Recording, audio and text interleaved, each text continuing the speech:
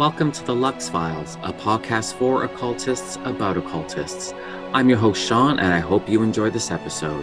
Be sure to subscribe to the Lux Files wherever you get your podcasts to stay up to date on all the new episodes.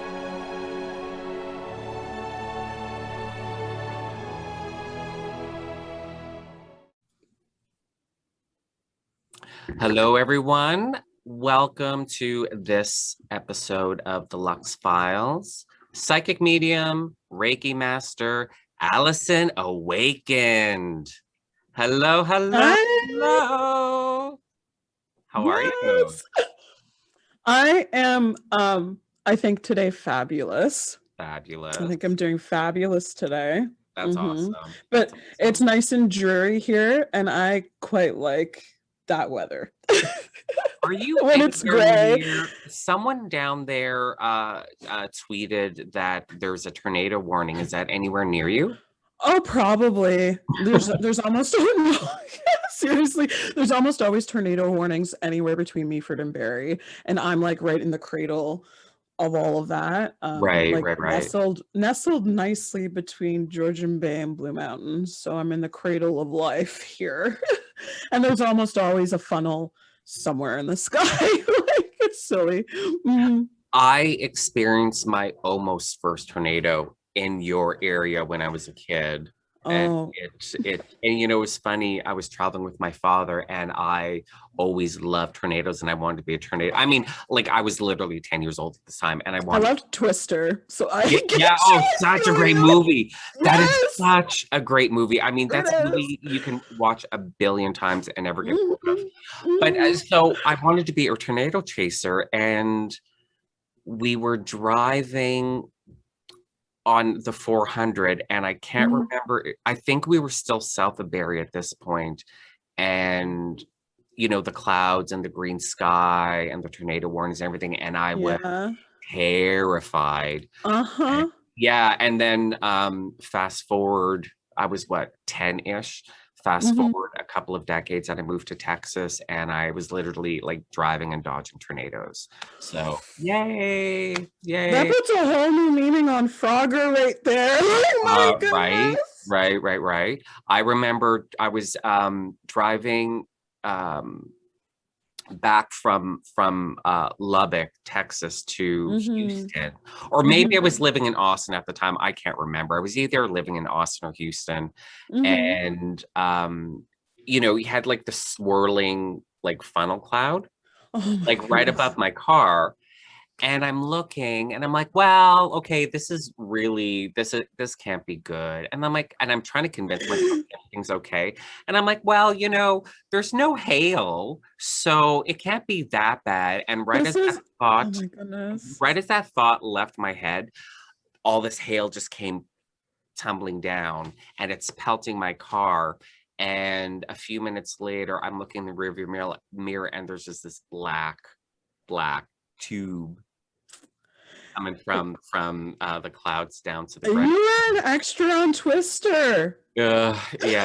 That wasn't my only Twister in Texas, and that was also, like, when I first moved to Texas from Canada, where we don't have hurricanes.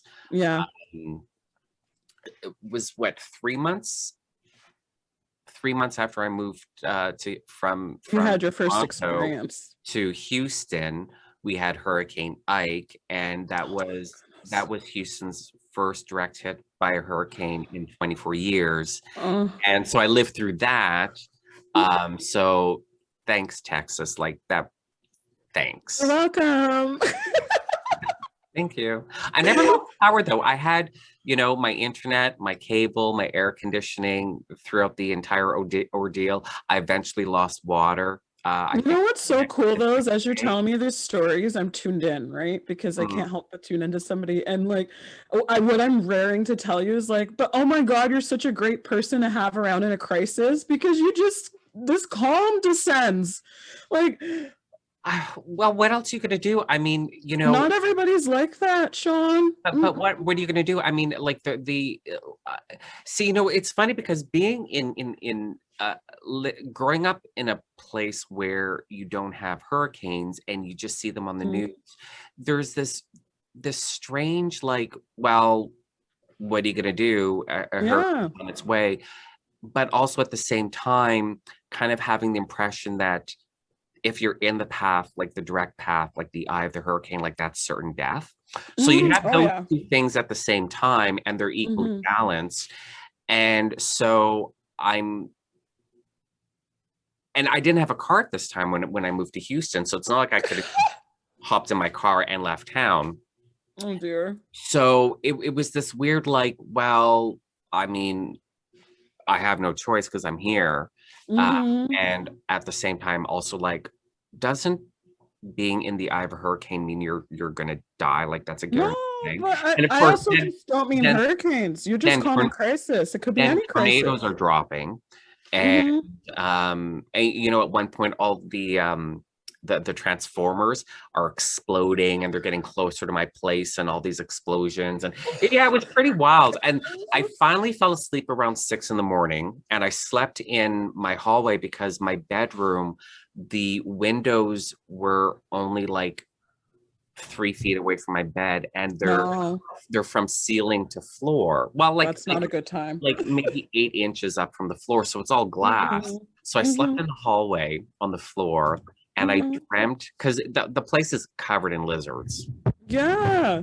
And I dreamt that I was running outside, grabbing up all the lizards that I could and bringing them into my apartment because I was worried that they would get killed in the hurricane. So yeah, so that's what you're worried about. That's Texas. That's so yeah. Thanks, Texas. No, but I'm wondering what the lizards were now, because it's something personal. Well, I mean, I'm an animal lover, and I've always loved lizards ever since I was a child. And so when I moved to Texas, like that's stuff you don't think about when you're moving to a completely different climate. Like you're not thinking about the ecosystem all the time. No, and I mean, you know, so I moved to Texas, and there's all these lizards running around. I'm like, this is so cool. And I discovered that cockroaches fly down there. That was great. And they fly, and they're big, and they fly. And I discovered cottonmouths. Like after it rains really heavy, don't walk on the grass because the cottonmouths come out of their holes, and they're one of they're the most poisonous snake in North America. No, thank you. No, thank you. Yeah. And water moccasins attacking my face. I'm wondering though if lizard is a familiar for you. Well, that's actually well, that's not a conversation I want to have on the podcast. Absolutely. But that's why I said lizard's personal. And lizard means something. Yeah. And, wink, wink, nudge, nudge. That's it. Yeah. So I spent my first hurricane, well, my only hurricane, dreaming about rescuing lizards. So of course you were. Because apparently lizards don't like the rain. I don't know. You dreamt of that. Oh, she keeps knocking over my mic. I'm so sorry. That's okay. Cats are assholes. I get it. They're little queens and kings is what they are of their reign, which is everything that belongs to you is theirs. Yeah. Unfortunately. Yeah. Oh, honey. My goodness. We're going to work it out. Yeah. Okay. We're going to work it out by her being held. That's what's going to happen. Yeah. I've not been in dire natural situations like you are, but I have such a fascination with natural disasters. Oh my goodness, because it's like such a raw, pure form of Mother Nature. Yeah. Like, oh my goodness. And it's Mother Nature, or whatever you believe nature to be, expressing in such a huge way. It's phenomenal. Yeah, it really absolutely. Is this haunted today? This doesn't happen in client sessions, can I just tell you? What's going on? My mic is slowly moving. Why is your mic moving on its own? It's never done this before, can I tell you? That's creepy. That actually looked really creepy. It was happening slowly this time, which also has never happened before. Yeah, just gonna point that out. I'm used to this. This happens to me all the time. I get my weirdest experiences when I'm with other people. It never happens by myself because they just talk to me. Yeah. But when I'm with other people, they touch things, especially technology. Please leave it alone. All right. Oh my goodness. That's funny. Yeah, I know, it's ridiculous. Yeah. But speaking of experiences like that, all my experiences that have been like with witnesses and stuff is always technology, and it's always when I'm with somebody else. Like I've had it with spirit boxes, I've had it with cell phones, I've had it everywhere, and never does it to just me. Well, I mean, if I were dead and like communicating with living people, I think it would be really boring to do stuff like that with a psychic medium that's Oh, it is. used to that sort of interaction, but when they're alone, because it's like, well, big deal. But if they have people over, I'm like, oh, I'm gonna have some fun. You know? Exactly. Yeah. But with a psychic medium, they're also very much like they want to sit on the couch and have a coffee. Like it's very much like, I can talk to you. I just want to do that. I don't want to do all the smoke and mirrors and I'm gonna save that for an audience. Yeah, absolutely. That makes sense. That makes sense. Yeah, which is what I'm trying to tell them, like, hey, he's not impressed by this, which is why it's not moving now. I'm like, hey, he's a veteran at this. He's seen it. He's seen things. Yeah. Like, been there, done that. Have all the t-shirts. Absolutely. Yeah. Absolutely. Not impressed. Not impressed. Although, levitate the bed. I would love that. Oh my God. I'm such a nerd for paranormal stuff like that. Or turn the light off. The light that's behind Allison's left shoulder. Turn that off and I'll be impressed. Oh, you're gonna be like that, I see. All right, never mind. Moving on. It'll happen later. Probably. It'll probably happen like the second when we're done and I hit end on the Zoom call. No, it's gonna happen randomly while we're talking about something else. Well, I hope so. Because it's about calling attention to, Yeah. Then I'll be impressed. Yes. Or like I said, levitate the bed, either or, something simple like that. I'd be okay with that. And I'd also be okay with not playing with my camera focus too. Would be great. Yeah. Yeah. Like I'm sitting still. Why is my camera focusing in and out? That's annoying. Yeah, it really is. Do you remember the first time you had a conversation with a spirit? Okay. I've had my gifts my entire life, but I have really ignored out of fear the mediumship. But the first time I would have seen a spirit, like my living memory of it, fairly young, but I grew up in a very old house as well, like turn of the century, in the same area I was talking about earlier. And so it was haunted out the wazoo. So there was plenty of spirits to, but it was always how it manifests for most people in the beginning when they're really trying to stunt their own gifts out of fear. It was very corner of eyes and seeing a face, but then it's not there when you look back. So it was very like sporadic, but my entire life. Yeah. So like growing up as a kid, you would have experiences, but it wasn't so out of fear. You weren't like, okay, I'm gonna like these are my imaginary friends and I'm gonna play with them. It was out of fear of a few things. It was out of fear of like awareness, even at a young age, that wasn't normal. Even with peer groups, like kids in school aren't talking about, that they see eyes staring at them while they're sleeping.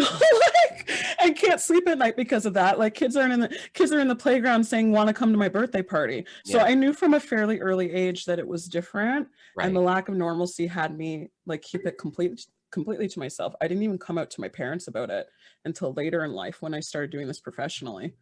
Oh, that long. Wow. Yes. Wow. I didn't tell them until like, wow. I stayed very closeted with most of this for most of my life. Yeah. Wow. So closeted to the point where like you weren't actively pursuing your mediumship even? Like you I were wasn't still pursuing mediumship, but I was pursuing what I guess I would identify as psychic. So okay. I Okay. was receiving precognitive stuff. I was using those abilities would come into scholastics, would come into like work, would come into, because when you have these things, they bleed into all areas of your Of life, whether course. you're Yeah. aware of it or not. So Yeah. like the more psychic side of things, I would allow the mediumship would happen around the edges, and would come out a lot while sleeping for me. Right. A Okay. lot, yeah. Because that's what happens when you're not willing to accept it when in conscious waking state. It's still there. It Yeah. needs to come out somehow. Yeah. Mm-hmm. So okay, I'm not sure how to frame this That's question. okay, because I'm I understand the meaning behind the words. So yeah, I get it. Yeah. I'm curious for someone who's a medium and Yeah. who can see spirits so easily, and Mm, so you're afraid of this, so you're trying to like suppress it and deny mm-hmm. that what it's not that what does that do to a person, but like how do you cope then? Because just denying it just as a denial doesn't Yeah. turn it off. It doesn't stop it from happening. So It so doesn't. if you're trying to deny this ability, but nothing really is changing, these spirits are still trying to interact with you. What is that like in your head? It's busy. It's very busy. It's hard to focus sometimes. Organization, time management, that kind of stuff is difficult because it's like you have your running lists of like these projects are due at this time. I have these dates to remember, I have these appointments to remember, while you have like CNN ticker tape going on in the Mm. background. And it was still even like that when I was fairly shut down or closed to some of this, because it's almost like, for me, the way it manifests is like, I used to say multiple radios on, but that is even understating it. It's like CNN ticker tape with like 8 screens, Oh, all CNN, different channels of news. Like, right, right. yeah, so it gets busy. In terms of how I would have coped with it, my story's a bit different. Like, I had other areas in my personal life that were very almost like smothering in a way, or I had other problems in my life that Mm, were muggle or mundane while growing up. So like having to work through those things meant that there was no time to worry about other things. Like you prioritize through your human experience very right. easily, Yeah. and you prioritize with the unexplained very easily. The human mind goes immediately to putting it in a box somewhere, Yeah. especially the unexplained things. Yeah. Yeah, But which makes sense. I mean, I think that's just a natural, like a absolutely. natural thing for humans to do, is to, Mm-hmm. to if you're not if you don't want to deal with something, you kind of just put it in a box and shove it aside. But Mm-hmm. you're are you really putting it in a box and shoving it aside? Because I'm imagining No, no, I see because that's the yeah. result of me doing years of that was it all exploded at once, Mm, and it was intense. right, right. So like it's like when you it's like when there's holes in a dam and you're just slowly plugging each hole but not dealing with the whole structure of the dam needs to be addressed. Yeah. It all comes down eventually, and that's what Yeah. happened like mid 20s for me, is it just all slammed in at once because I'd been trying to control. I got to a state in my life where I was comfortable in my own skin. I loved myself. I was physically healthy. I was mentally, emotionally healthy. So I got to a space in my life where I was like 100. Mm, And then it all slammed into me at once because I was prioritizing the other areas that were not so great. And that right. was enough of a distraction to keep the rest at bay. But then once my life was stabilizing in a great spot, it all just descended. Yeah. Th- So like, don't That do what I do. Yeah, but that kind of makes sense though, because if you're dealing with other issues Mhm. and those are finally solved or reconciled or whatever, and you finally find yourself in a good place, it's like that one last thing, That's not been accepted within yourself. and and it just explodes because now you have the time to deal with it. So I guess that kind of makes sense.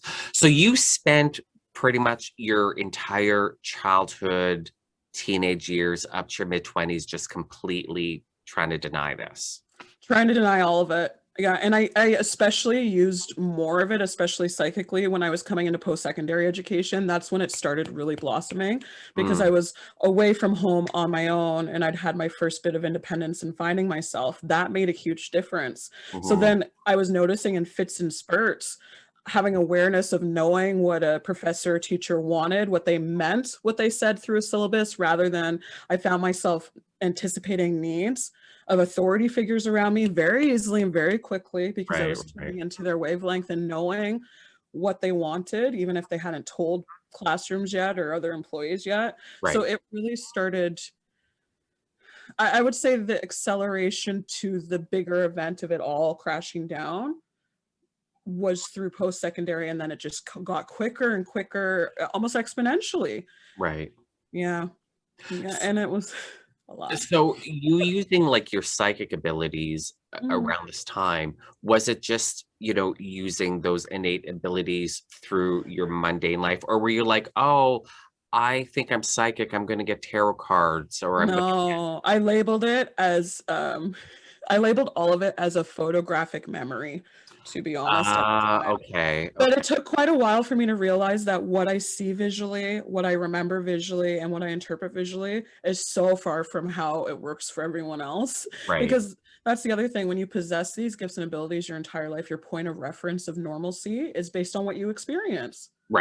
Until you're in the playground and people are talking about birthday parties and not talking about eyes watching them while you're sleeping, then you have some idea like, whoa, I'm a little different, but you don't know the degree to which you're different. So I thought in the beginning it was photographic memory. I thought in the beginning, like when I was using it that much, I thought like, wow, I'm just really good at studying.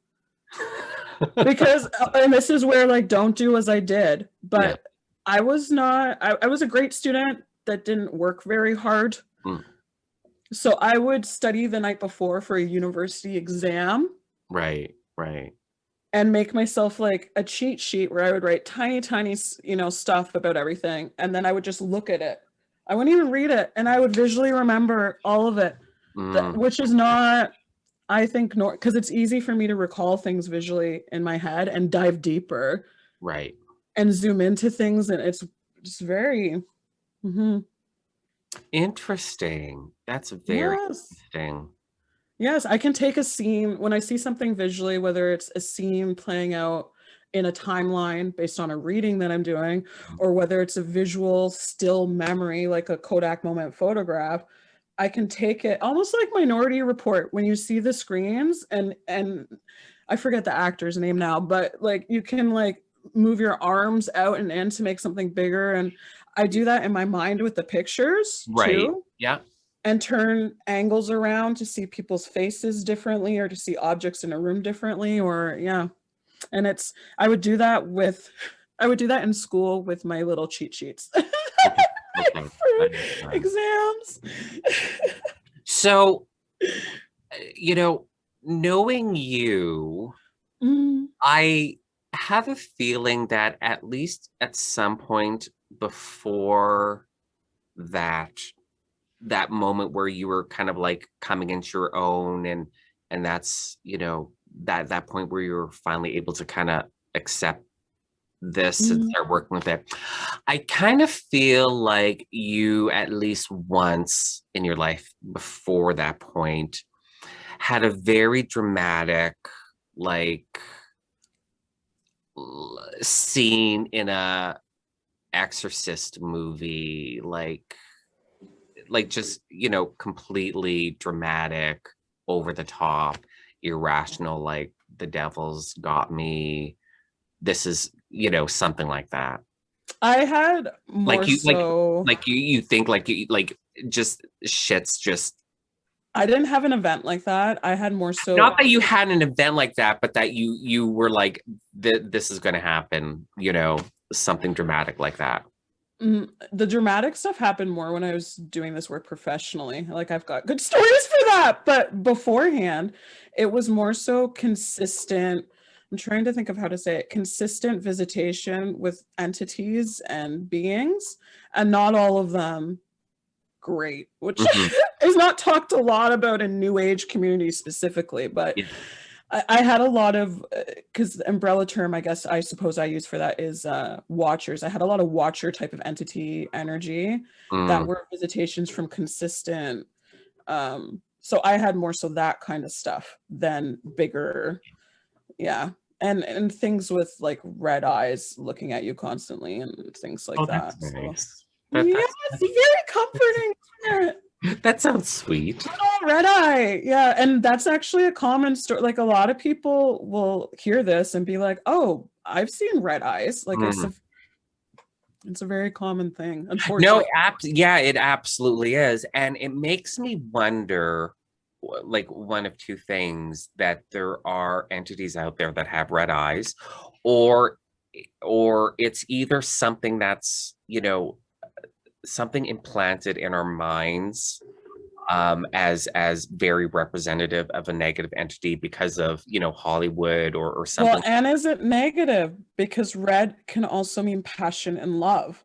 Right. So I also think we have something implanted in our brains where we immediately associate and interpret certain things. Like red may be part of the message, but I'm interpreting that in my human context. And like perhaps through the color, they're trying to express a thought or a concept. Right. Yeah. So, and that's totally true, because I unconsciously really wanted to wear my red shirt today. And that's, you know, because clearly my love for you is just You're amazing.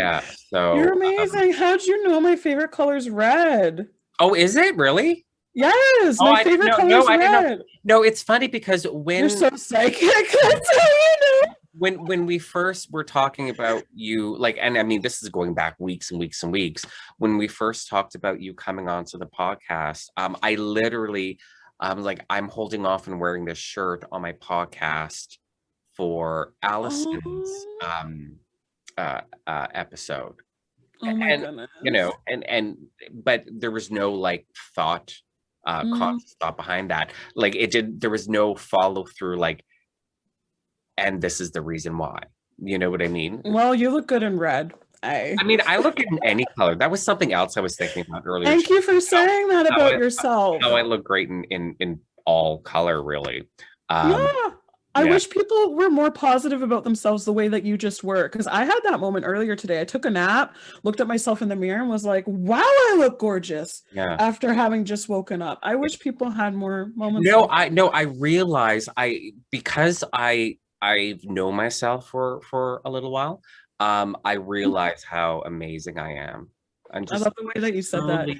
I'm truly an exceptional human being. The way you said that was like, oh, we've been on like 3 or 4 dates. Like the way I know myself for, you know, like a little while.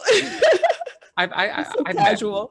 I've met you, you know. I've met me too a few times. That's the awakening process, right? You go through it a few times. Yeah. So no, I am pretty remarkable and I look good in everything. So yeah, absolutely. I'm digging myself in this plum purple color today. I quite like that on you. We're rocking the jewel tones together. Absolutely. Yeah. No, all my bigger events were like while I was working again, because the evidential stuff hasn't started until I started doing bigger group work or work with other professionals. So one of them was a seance I was doing at when a Culticon was running. Right. It was a seance I was doing with another practitioner, and they had all the toys and the tools there, you know, all the paranormal toys and equipment. Wait, are you talking about during a Culticon? Like when you're at a Culticon?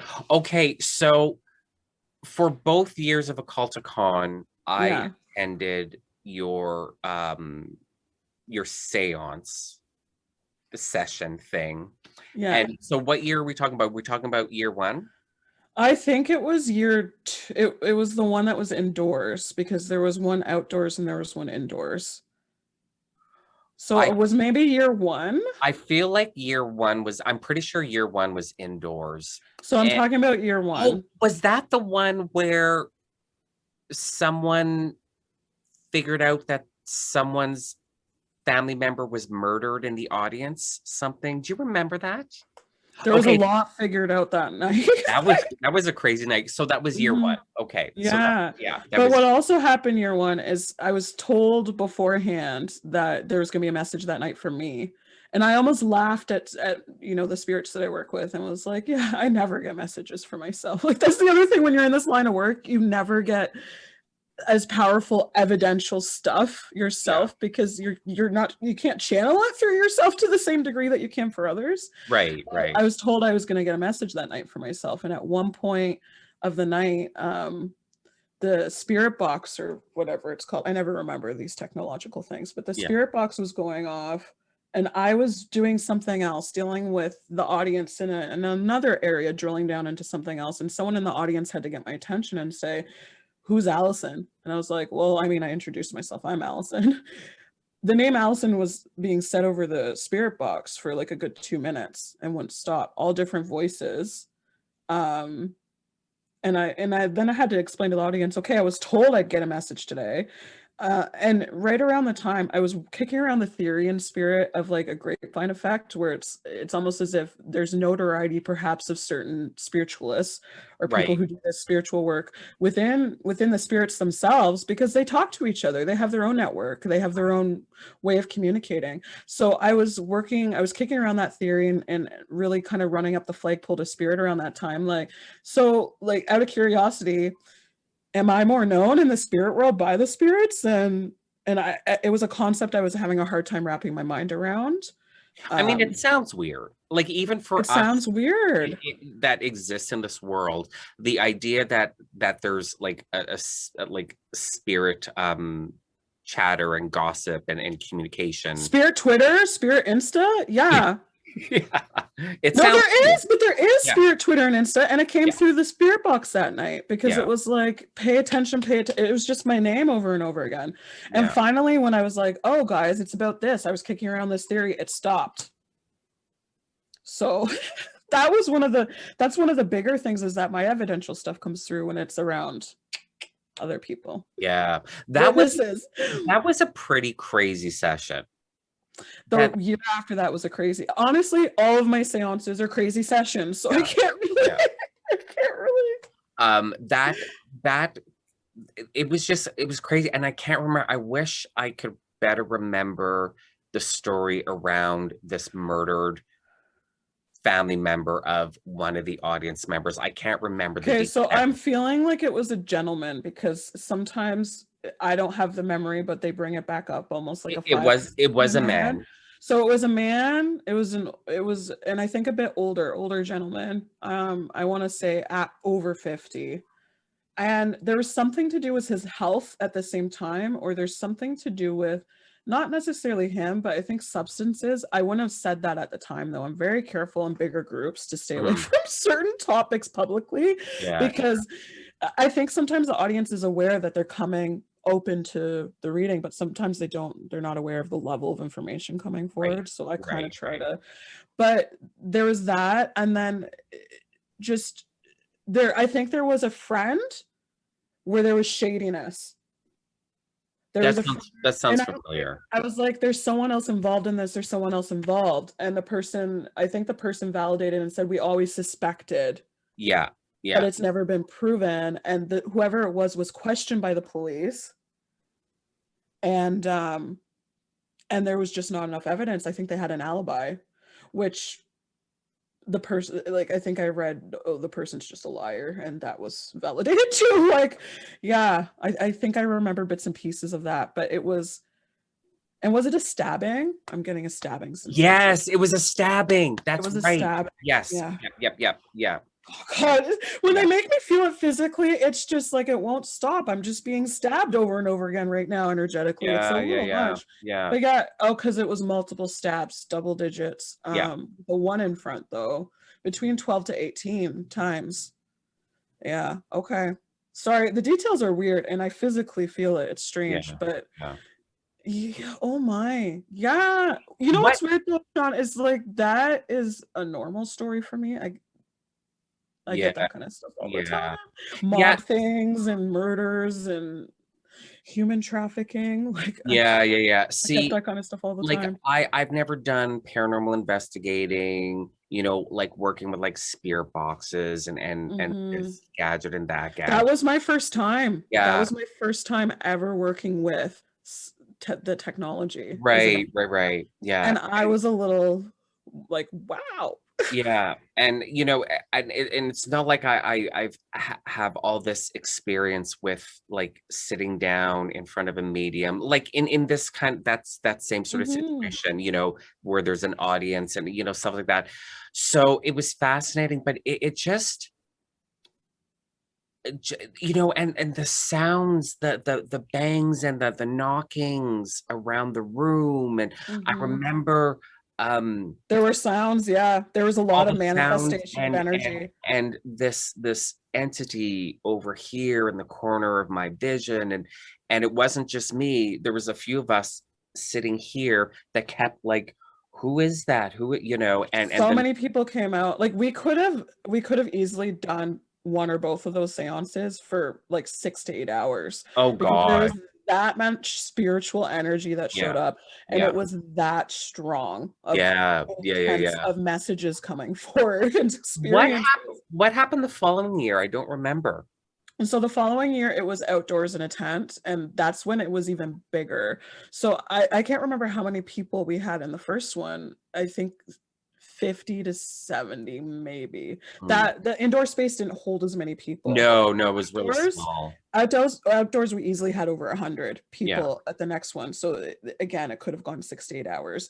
It was yeah. interesting to do it outdoors because there was more pinging off of the radius of the energy that you tune into. I know I'm using words now that are a little, but there's more to tune into. Um, and what was interesting is that more people came and went during the session. So I was always going to the same areas of the audience sometimes, but it was always different people in those Yeah, seats. So it was a yeah. very cool experience. But what happened at that one, I remember one specific moment. This was my highlight.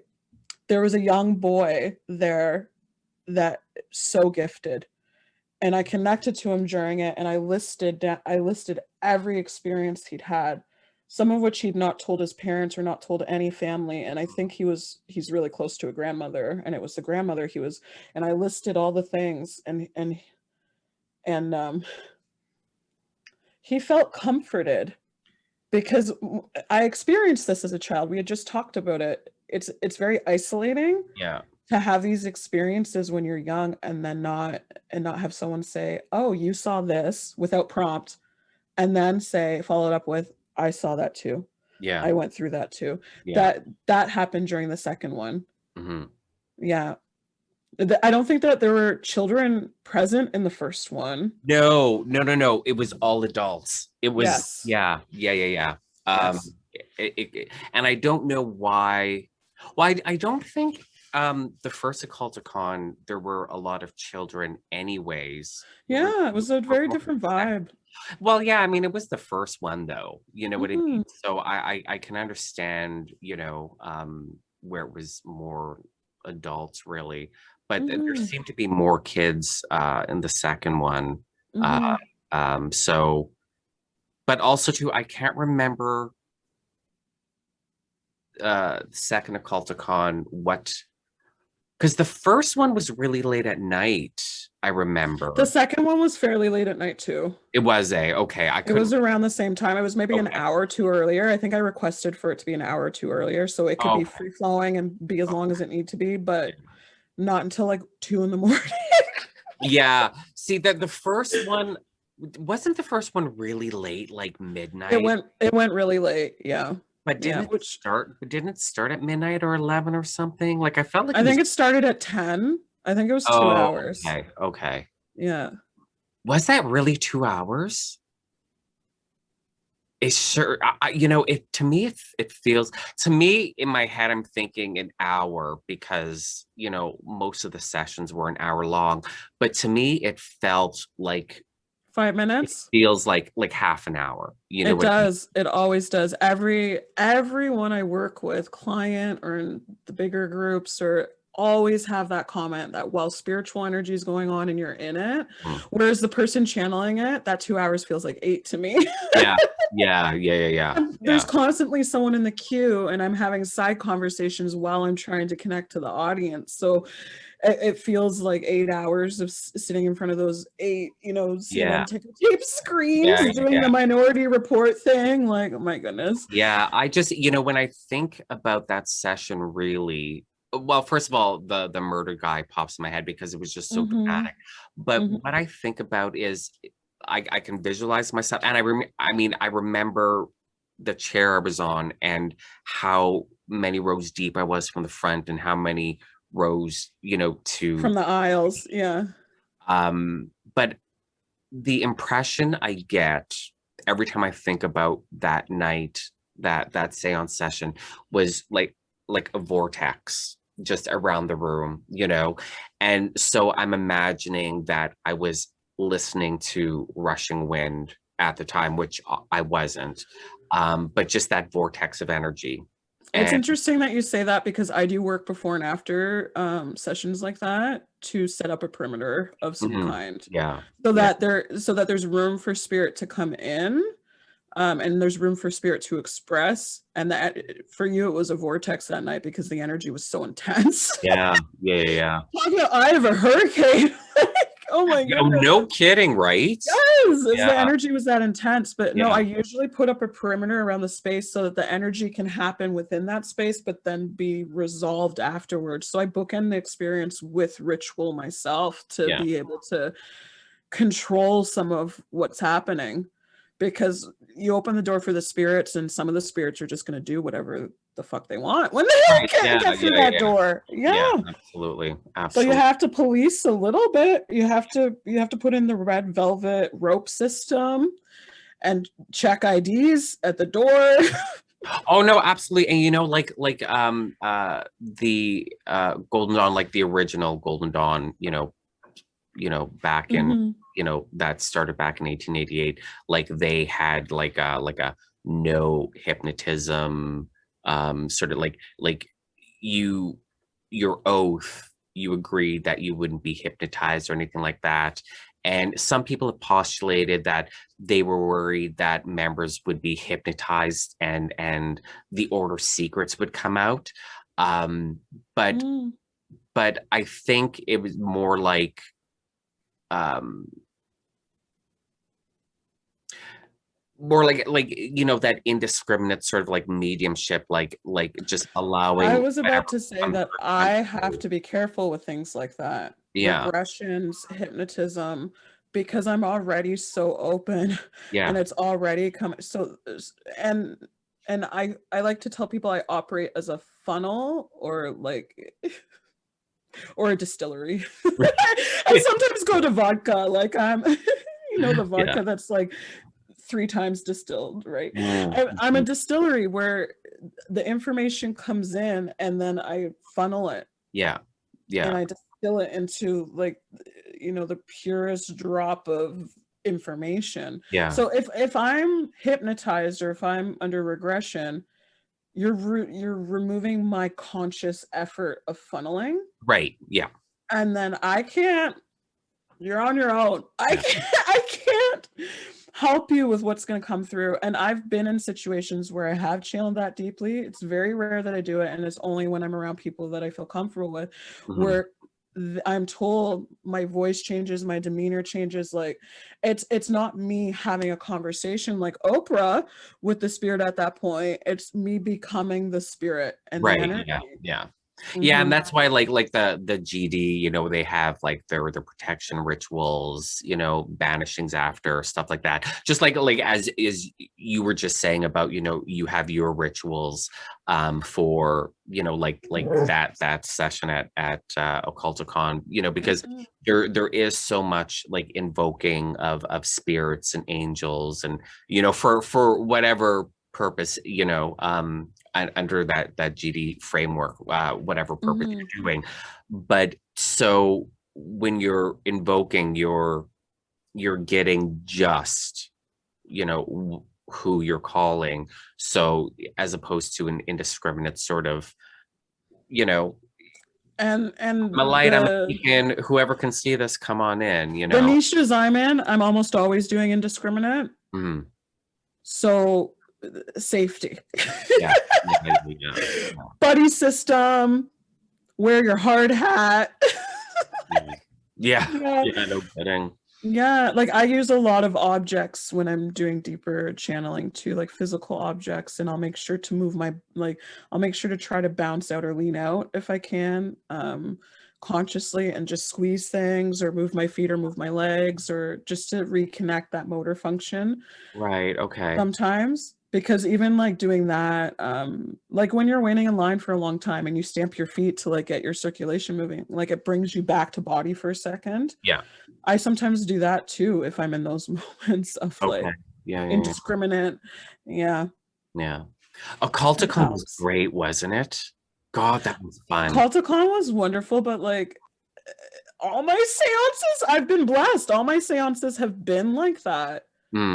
Yeah, yes, and it was interesting to do it with the layer of the technology and the added layer of the cross section of within the audience, because Occulticon is a completely different vibe than what I'm used to doing an event like that. They're much more spiritually perhaps open, practicing, and structured. Yeah. Which creates a whole new launching pad and vibration for this energy to funnel and tune in. So it quickly went to a vortex, not just because of my capabilities in tuning in. It quickly went to a vortex of energy in that particular event because of the collective energy of the cross section of people there.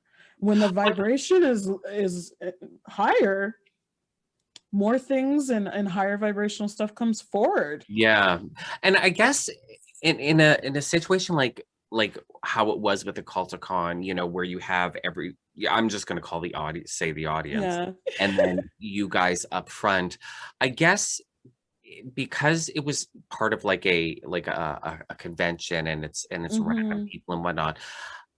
I guess it was more of a performance vibe as well, like you guys are like the entertainment type thing, right? Like the or the animals in the cage that were kind of like pointing and oh, Sean, I feel like a fish in an aquarium every day of my life. Whereas like if poking at the glass, you know, if you're doing like a seance, it's more of like a group thing. Like you're not, it's not so much of a separation.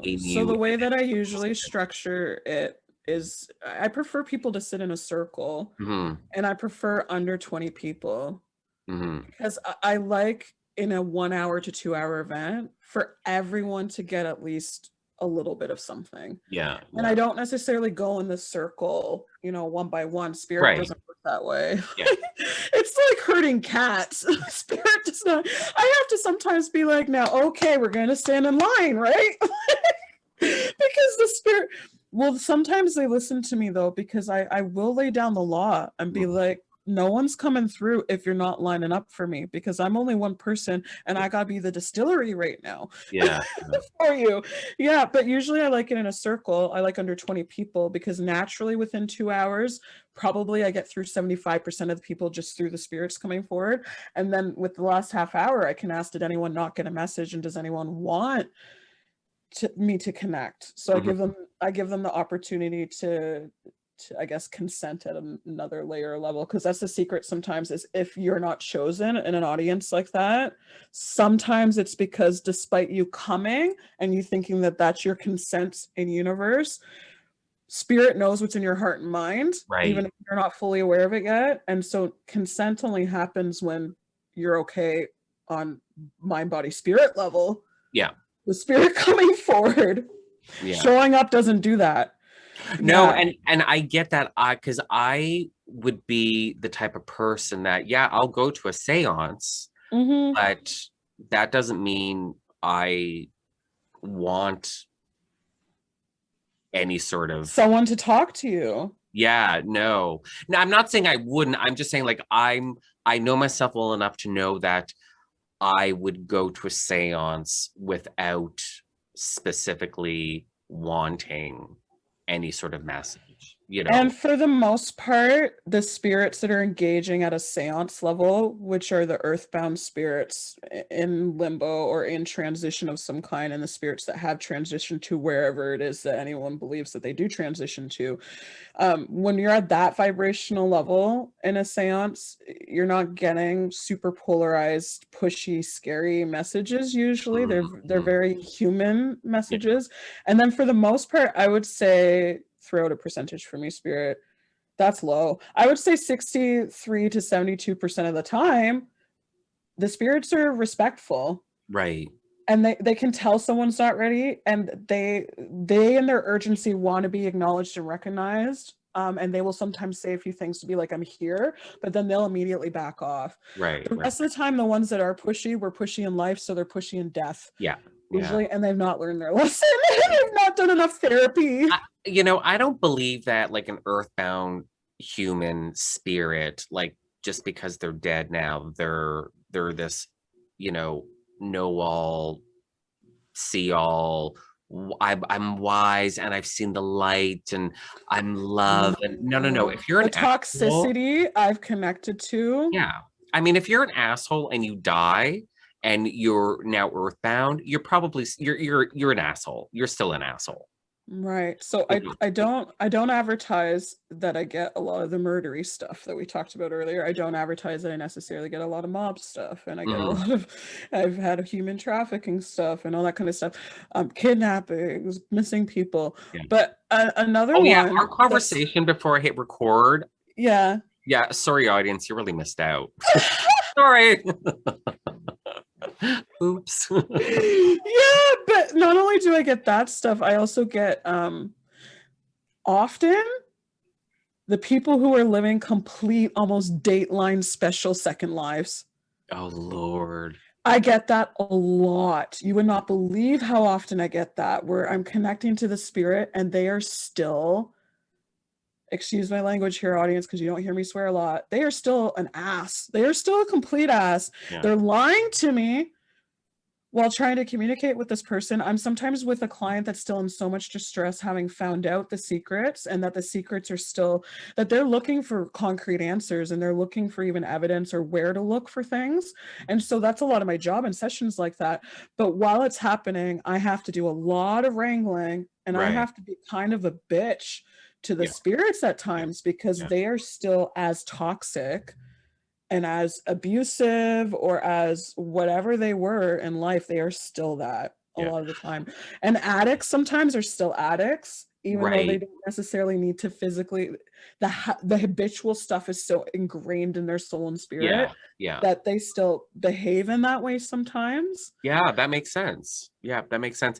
Can you tell when a spirit is like, is there something about Yes, spirit I can. communication that you can tell when they're lying? Or is it Mhm. like, or is it just like that intuition with a living person when you know they're lying? Or is it a little bit more special? It's a cocktail. It's a cocktail of, in my psychic abilities, me just being a bullshit detector, me just knowing Mhm. with my own abilities, and spirit communication specifically. I'm almost always with my team and my group of spirits that I work with. And when I know that I'm with a particularly, misleading spirit, I call in the spirits that I work with that are my lie detectors. Mm. And it's literally almost like an interview. It's still Oprah, but they're outside stage. And every time this person's giving me information, I look over there and I'm like, so was that true? How much of it was true? Tell me what wasn't true. Tell me. And then that becomes part of the session as well, Right. sometimes with a client. Yeah, where I tell them, okay, this is what they told me to tell you. This is what I know to be a lie. This is the behavior they were exhibiting while they were telling me that. And that's a clear indicator that they're trying to get away with shit. And Right. then this is the reality of what, so there's like sometimes a lot of layers when there's complex emotions involved and when there's complex personalities involved. The mediumship is complex Mm. at that point, because you're Mhm. trying to, as a medium, I try to drill down. I try to get to the most pure raw form of the message and the spirit that I'm connecting to. Yeah. That's interesting. Do you have a sort of like an unforgettable experience, so shocking, like someone's secret, or like a like family secret, like you're talking about, like Dateline, da da da da da. I'm trying to pick one. I'm thinking, because I'm bouncing between personal stories and client stories, and I'm trying to pick one. This was difficult. I guess I'm gonna have to mention my father, because my mother was quicker to accept that I had these abilities than my father, but my mother herself connects on some level. And my father does as well, but I think he chalks it up to life wisdom and common sense sometimes, which is, a lot of people do that to feel better about it. Yeah. But with my father, I ended up reading him, and I think I said something about a bowling alley. I was like, wow, you were always at the bowling alley, which I wouldn't have known that about my father. Like, I was talking about all the places he used to hang out as a teenager in the small town he was growing up, and some of the friends he had, and that, the look on his face. And it's, when I'm saying the details of it, it doesn't sound like a big moment, but it was a big moment to me, because I was reading probably one of the most intimate people in my life. Right. Reading things I didn't know about my father's childhood, which I was getting to witness firsthand. And it was just so wholesome and heartwarming. And I was seeing this whole different side of my father as a youth. Yeah. Because we imagine our parents as teenagers, but how many of us get to actually see it? Yeah. I got to see it and have that moment and show the emotions over my face while I was navigating it with him. And it was just, and he believed me after that. There was no question. That's one of my biggest. That was within a few weeks of all of it dumping in on me. And it was right when I was starting to do this as a career and getting into shows and stuff. So it was very important to me that my family didn't necessarily accept, but were like, okay, this is a valid career choice. We can see merit in what you're doing. Yes. So that moment was huge. I'm trying to think of another one that was like scary huge. This isn't revealing a secret, but this is more of a spiritual experience. So when I used to be on the road for like shows and whatnot, doing bigger psychic expos where I would read people for 3 days straight and see like 50 clients in a weekend, sometimes a family member or partner, somebody would be with me traveling, and my mother used to do some shows with me. We had one experience in a hotel in Windsor area where in the middle of I kept waking up in the middle of the night, sitting up in bed, looking at her, and then going back to sleep. So that happened. And I had no memory of that. I know this story. Did you?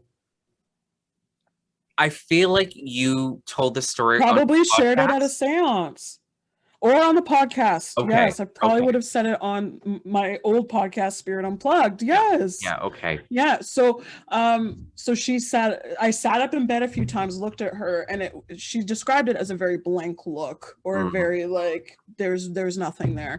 And then my phone was going off, and she was describing a little girl's voice coming through my phone at the time while I was sleeping as well. And then I had to, my mother doesn't understand technology at that point. Like my parents only just got a cell phone, I think 2 or 3 years ago. Right. And my mother's not on, as far as I know, not on Facebook, not on email, not on any of that kind of stuff. So at the time she was like, oh, I just assumed that your phone was going off. And I said, well, okay, let me first explain. I'm laughing at your mother and her being technologically primitive and your cat's tail right now. Like, oh, you just lost sound. I can't hear you. My cat is also muting me. So I had to explain to my mother the next morning how technology worked. Right. I had to be like, okay, first of all, my phone is on a timer that it locks down and I can't get any text messages, any phone calls, anything at a certain time. Also, my phone is on silent at night. So there should not have been anything playing, let alone Yeah. a little girl's voice. She's like, I thought the radio just came on your phone. And I had to be like, Mother, that's not a thing. The radio just does not come on your on an iPhone, a smartphone, because it's right in the name. It's smart. It's a smartphone. And the radio doesn't just come on. So that was one that was quite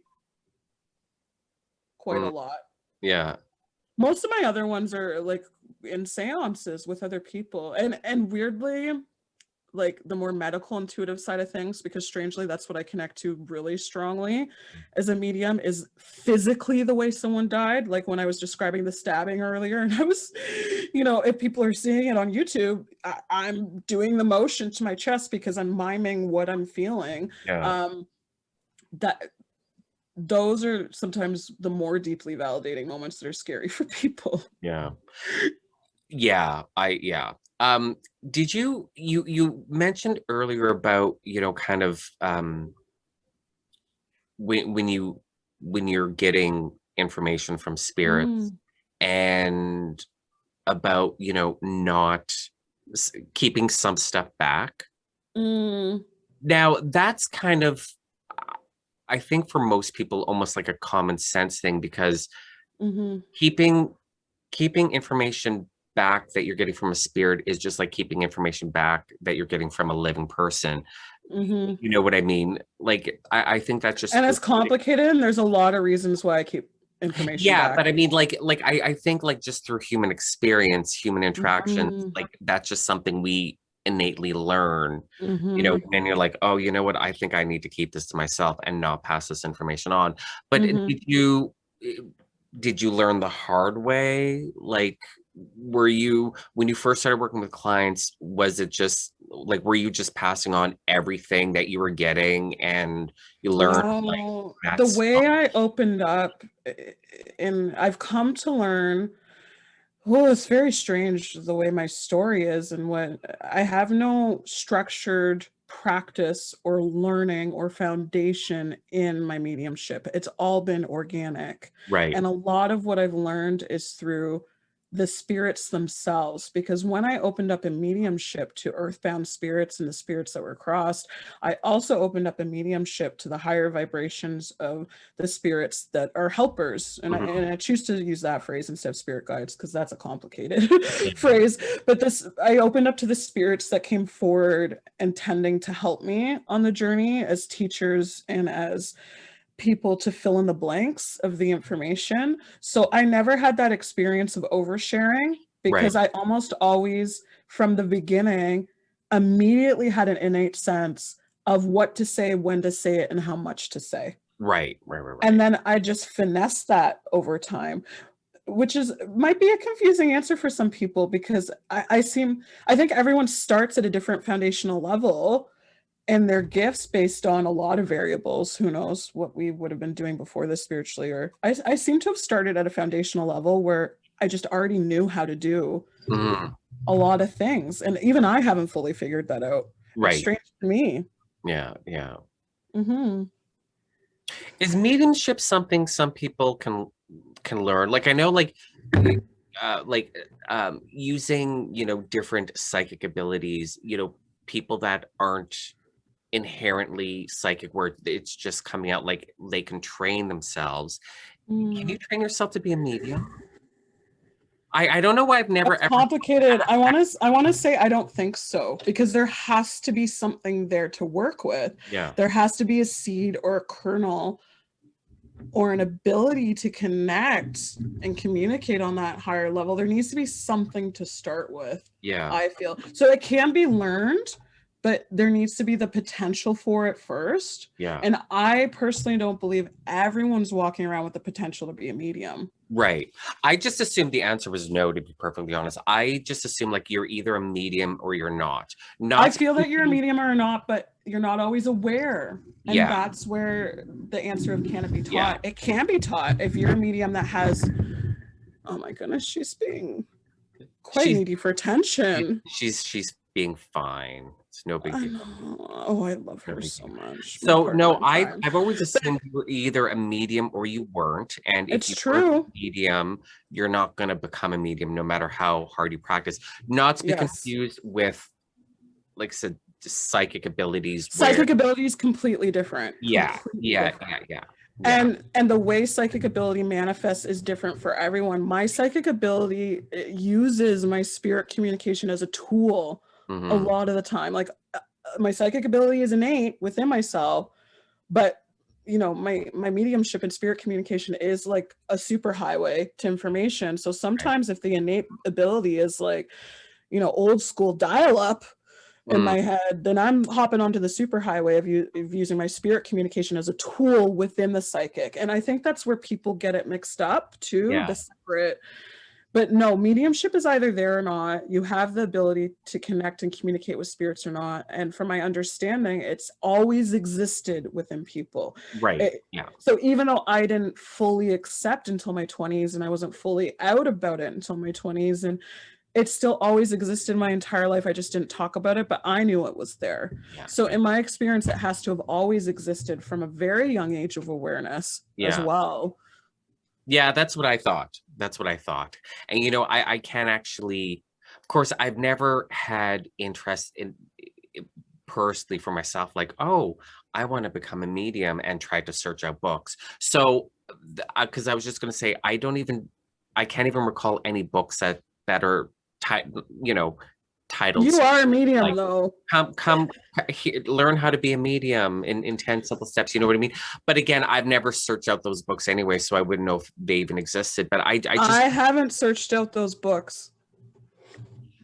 I don't even know if they exist. Usually people who are the real deal as well don't necessarily search out the books and don't necessarily, because it's a knowing or a not knowing of Yeah, whether you possess that. You have it. I just don't know that. And this is where the label medium is very difficult because it's seen as one thing and it's yeah, synonymous with professionally doing this work as well. And that's a choice. That's a yeah, choice to do that. And not everyone who has this ability has to use it in that yeah, way. yeah, But yeah. you're definitely a medium. Oh, You know, and I'm gonna say no to that just because I really? always, every time a medium's like, oh, you're a medium, I'm like, nope, no, I'm not. No, I'm not. No, I'm not. And it's stupid, and I don't know why. Honestly, I don't know why. It's I the just, label for you. It's the label. yeah, it could be. It's just I don't know because it's weird. It's hard to explain why because it just sounds so ridiculous existing in this world and being like, oh, those the the the the constant voices that I hear. No, that's I don't actually. I don't. I know, You know what I but mean? And it's much easier to, and I've done that, and I still do that. I do that now, Sean. I yeah, have yeah, weeks where yeah, I'm tired as a medium, and yeah. I'm like, those voices aren't there. I'm not a medium. I'm not psychic. I do that too. It's a sense of comfort, and Mhm. sometimes it's a need to ground and be physically here. Because when all of that's constantly going on, it's very hard to pay your bills, cook, see to your fur babes. It's very hard to constantly do that stuff if you're engaging and feeding into and paying attention Yeah, yeah, to yeah. voices too. And then sometimes when you feed into something, it grows. So if Yeah, you oh feed no, into no, good that's true. No, communication, that's absolutely true. But yeah, mhm. I don't know why I've always been like, no, no, that, And can I say also, it's a very personal journey. yeah. So it's not something you ever have to give anyone an answer about. And you can own Oh your yeah, no. yeah, You can own your no yeah, yeah, beyond this lifetime. yeah, You know, you yeah. do you. Because I see the no as you putting boundaries in place, really. There's a little bit of boundary there. I think, to be perfectly honest, I think why I don't kind of pursue that aspect at all is because like a lot of my magic is dealing with invoking angels and gods and whatnot. And right now I'm working with a friend of mine. His name is Frater RC, and Mm-hmm. his Hermetic Mystery School. It's a little online group, and we're doing, you know, all sorts I'm of. sorry, that just feels so good for you. Oh my Oh goodness. no, it's so great. It's so I'm good. getting such a wholesome feeling. Just because Like I'm like, watching the Care Bears on TV or something, doing the Care Bear well, stare. when it literally just popped in my head right before I vocalized it, I just got such a good feeling because we're doing, and it's online because we're all over. There's like three of us, four of Mm-hmm. us in Canada, and a bunch in the States. Mm-hmm. But we're doing a lot of, and with a lot of what I do with magic is a lot of experimenting, Mm. and not experimenting in the way like, oh, I'm gonna conjure a demon. What's No, it's nothing, almost scientific. nothing like that, and Ugh, nothing like, oh, what if I use my water cup for air? Like nothing like that. When I no. say experimentation, Mm-mm. I mean like, you know, if I well, here's a good example. Like Considering variables. That's why I think about it as scientific. It's yeah, almost like there's a hypothesis, a thesis statement going into it. yeah, but we're working right now. We've done some experimenting with Enochian angels, and yeah, no, it's been really good. It's been really interesting. But the thing is that it it comes so easily, Because you're so medium. easily. But see now, and that's why I kind of think I'm like, no, no, I'm not, because I don't want to go there, because in my head, because you know, with that work, it's in such a controlled environment with like the opening rituals and closing rituals, and you know, all that, where you know, it's very controlled, it's very contained. And And I this is think, where I want to get across the concept mediumship is what you make it, because mediumship is as individual to the medium as anyone yeah, else. yeah, None yeah, of us operate and conduct in the same way. So you are a medium, but your mediumship is very structured, ritualistic. You're not, you're doing almost the opposite of what I'm doing. I'm opening up the toll booths and the kiosks for people to line up. yeah, You're setting up like this podcast interview right now. You're setting up an interview with a specific source, mm, seeking specific things. It's still mediumship, it's just very different. yeah, And your mediumship interestingly seems to be very telepathic in nature. Like it's just there.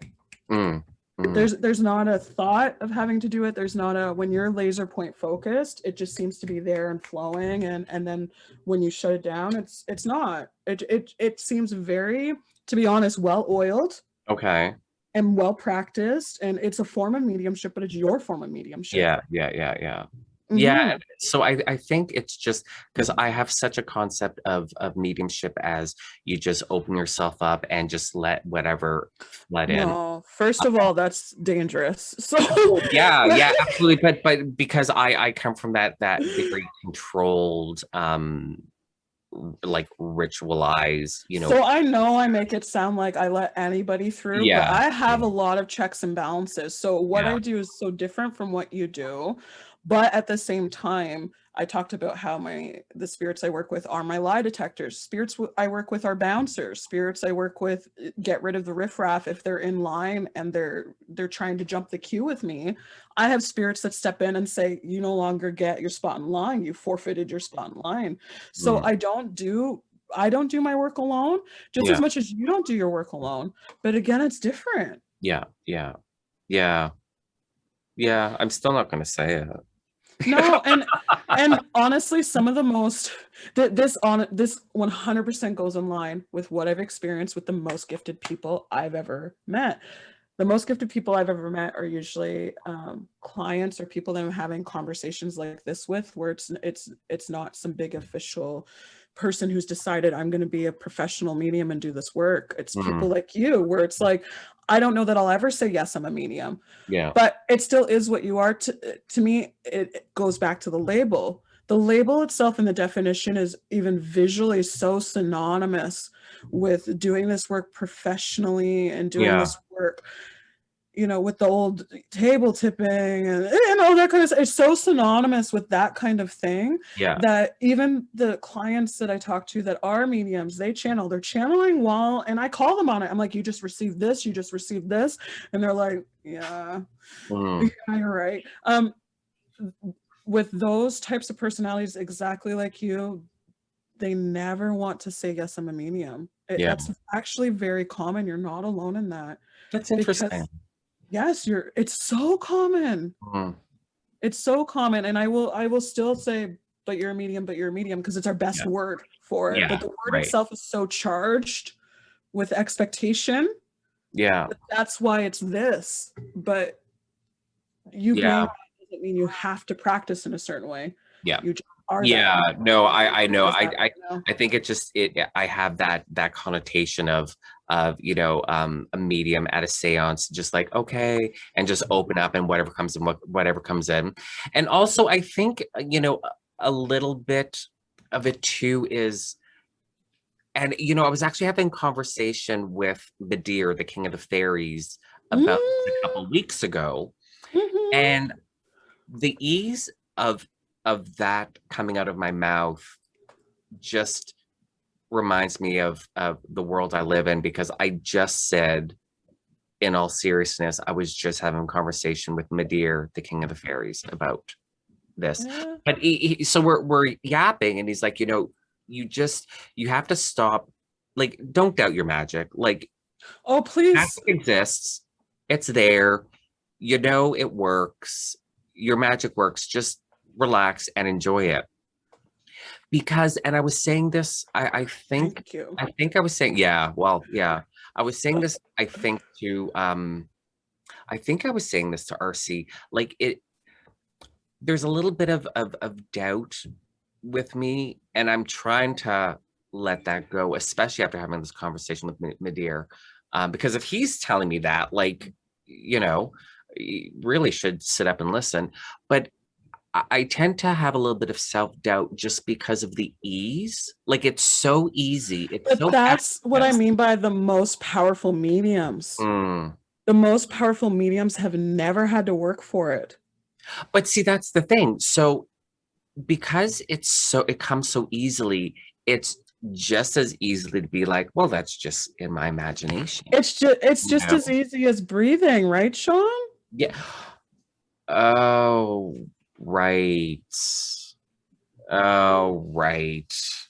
I shouldn't have booked you on my podcast. I'm so sorry. This is the medium I am. This is the medium you get. This happens in my sessions. I get to a point in my session, usually around the 15-minute, 20-minute mark, where they have that oh fuck look on their face, like, oh fuck, I didn't book a fortune teller.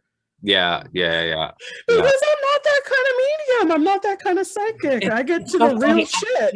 I feel so dumb right now, because it's like, you're not. Well, it's just too easy. It's as, and which is the way it's supposed to be. Right. It's as easy as breathing. Like, it's not. The real mediums don't seek out how to be a medium books. They don't seek out exercises to become a medium, because somewhere deeply inside, even on a subconscious level, there's acceptance and awareness of that it's as easy as breathing. So why would I introduce all this complicated rhetoric and all this complicated structure around something that is just existing within me so naturally that it's as easy as breathing? Yeah. I mean, I've never really searched out a book on, like, how to breathe in 10 easy steps. So I guess that makes sense. Exactly. Okay, so enough about me, because I'm not a medium. So so Occulticon was such a fun thing for those 2 years. It's so upsetting. That was the first thing that popped to my head to change the conversation. It's so upsetting that it didn't survive that first 2 years. There's quite a few events that are like that, because just when you get into semi-fringe, unfortunately, groups and niches of interest, it's very hard to create longevity and stability Oh, within yeah. those Oh, yeah. things, Yeah. because just the coming and going within those communities, like Yeah. you've probably experienced tons of it, Oh, the of coming and course. going of the members within those Yeah. communities. Yeah. And then let's be real, the type of work we're doing involves a lot physically, emotionally, mentally, spiritually. And if the self-care game is not tight on all those levels, people Mm, come and go from these communities as yeah. well, because they burn themselves out through the work Yeah. and through the discovery and through Yeah. teaching. Yeah. But I mean, God, it was just such a perfect, I mean, It was wonderful. all the Yeah. workshops were fantastic. And I mean, Yeah. Mythwood. I mean, come on, Mythwood. And Like, I want to throw in the word diverse. Like it's always been such a diverse grouping it is by of far the most diverse yes. pagan slash occult slash magical, like whatever, like the most diverse group I've ever experienced in this Incredible. community. Truly It was incredible. so great. It was so great. And yeah, I was talking to one guest, Evelyn. She owns the Herbal Shop. Love Evelyn. Yeah, and because I couldn't remember, I was trying to rack my brains if I had met her at a Culticon. So when I was interviewing her for her episode, I asked her, and Mhm. she didn't attend a Culticon either year. So I was just talking about Mythwood Campground a little bit because Mhm. it was just such a magical, Mhm. beautiful place. You know, that 100-foot diameter stone circle and sea henge and the Mm. sword and the stone on that little island. Hi, everyone. Thank you for listening to the Lux Files. I'm not just the host of this podcast, I'm also the owner of Lailokens Awen. I make beeswax and scented spell candles, loose stick and liquid incense, anointing oils, and bath salts. So once you're done listening to this episode, why don't you head on over to my website at www.lailokensawen.com and check out my products. For your convenience, the link to the website is also in the show notes.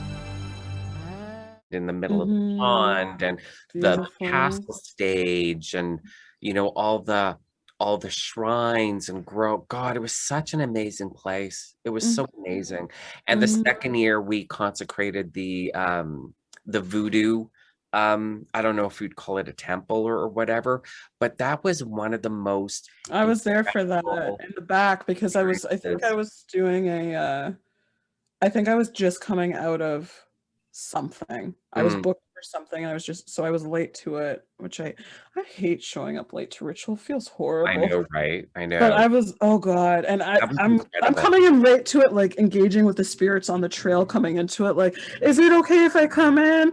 Yeah. Where do you want me to stop? Like I'm trying to be so respectful to the Yeah, yeah, energy. yeah. But it was absolutely incredible. That was I was standing amazing. near the back and I saw so much Mm, during that. And I mean, my ancestral ties are through slavery, Underground Railroad on maternal and paternal side. So right. that ceremony was also very personal for me in that way. So I was seeing all the ancestors of all that was being just walking and coming forward in droves to Mm, support the crowd there. It was yeah. great.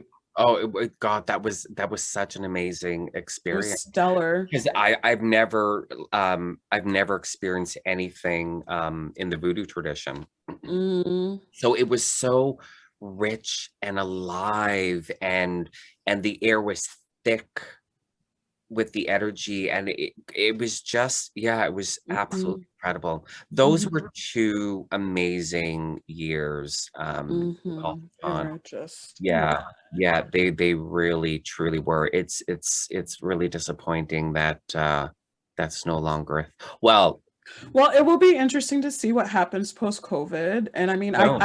I can't say a lot yet because I'm oftentimes working on projects and doing things that maybe a year, maybe 2 years out, and I can't say things. Yeah. But I mean, I will nod to the fact that people who run these kinds of things are working right now.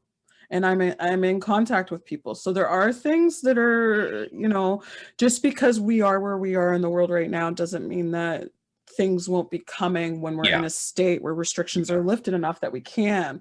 So, you know. Well, no, it's true, because I mean, I did hear rumors that, because when Occulticon in 2019 got canceled, I did hear rumors, but I mean, there were so many rumors going around that turned out to not be true. But I did hear rumors that Occulticon wasn't dead, just there was going to be like a venue change. Well, for me, I'm not specifically talking about Culticon. I'm more so even speaking about the new age kind of industry. So I'm more so speaking about even the psychic expos I was a part of. Though within that world, there's still planning happening, and there's still things happening. I'm not as plugged and tuned in to the more pagan side of community yet, but it's more, those events are a little bit more free flowing in that the pockets of structure that's created. And because usually there's so much connection to nature, and the venue is so important for those kind of events, I've not heard a lot about the more festival side of things yet. So I don't know if you have, but that's no, but you know, for me on that front. I haven't heard anything. You know, the disappointing thing is, like, when I went to Occulticon for the first time. Now, again, remember, I'm in Thunder Bay, so it's a 16-hour drive to get to Occulticon. So there was something, I came across an ad for Occulticon on Facebook, and for some reason I clicked on it, and I never click on ads. And then I learned that Occulticon is happening in Canada, in my province, a half an hour drive away from where my friends live.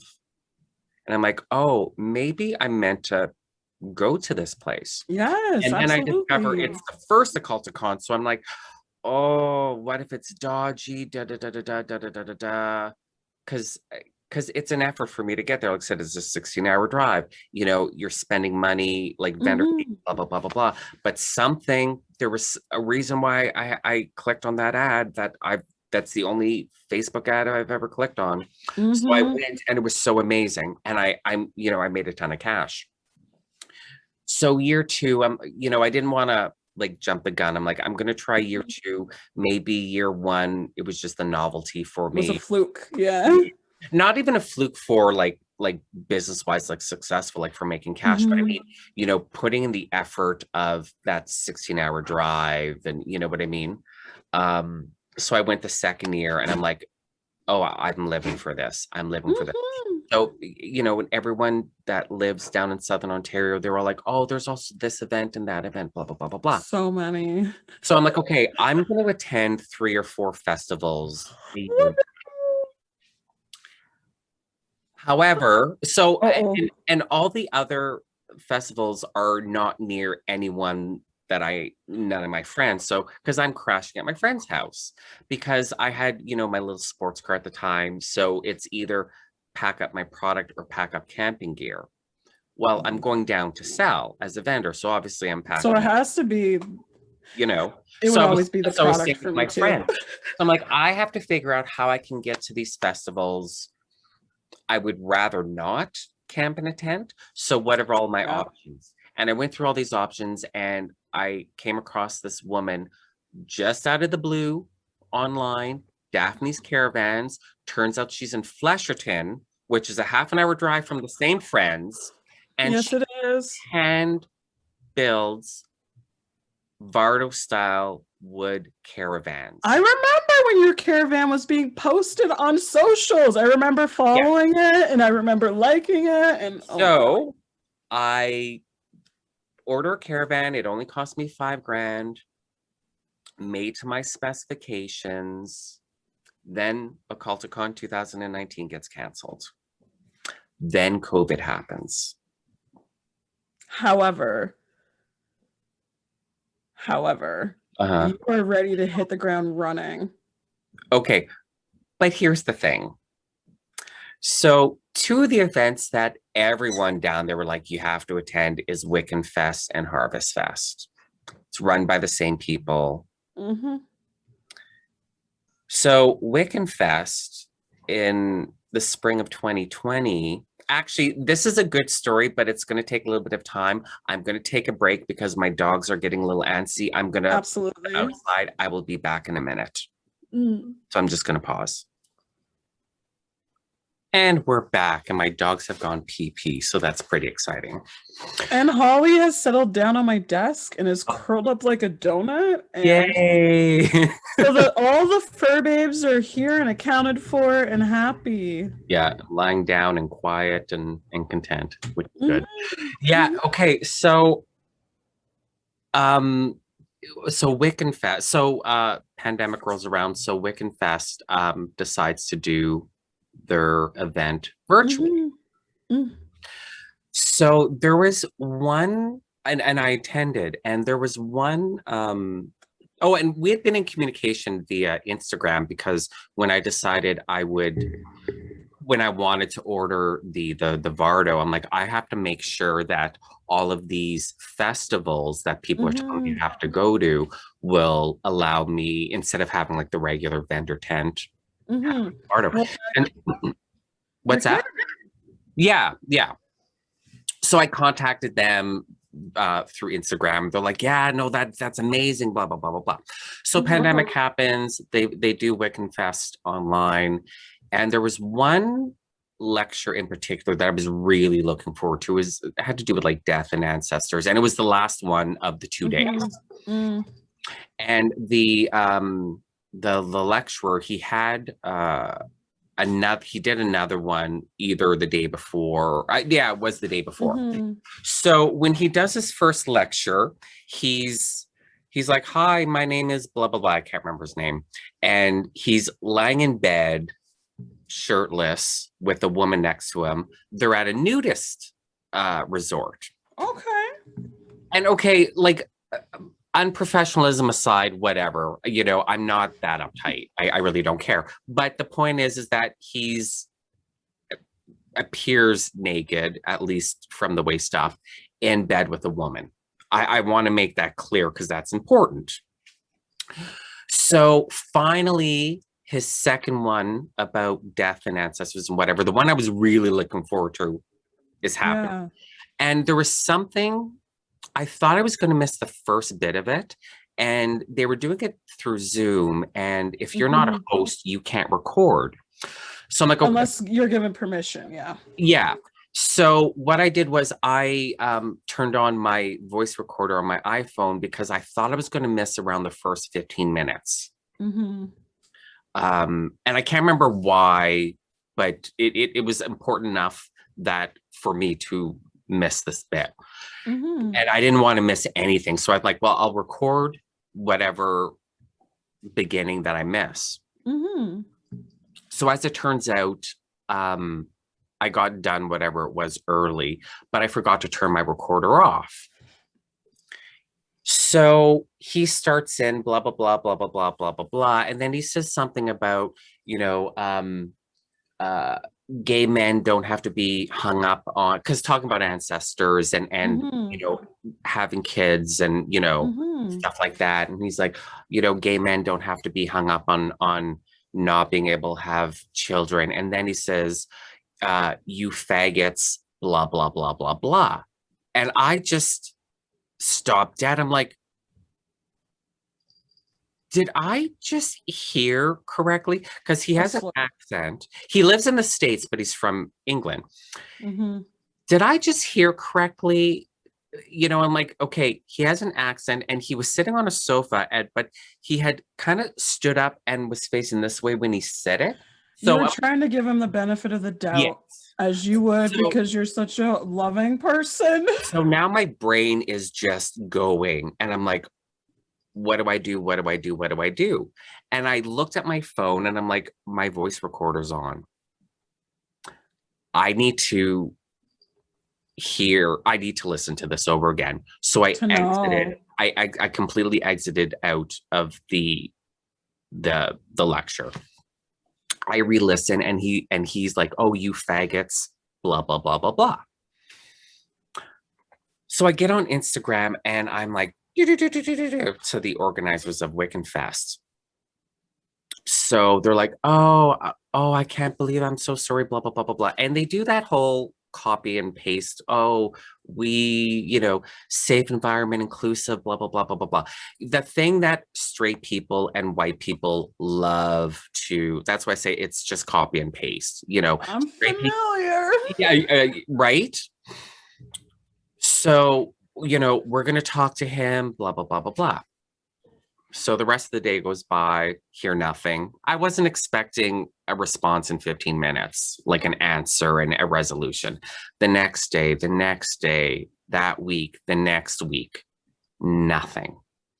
I'm not 100% surprised. Let's be honest. I'm not 100% surprised.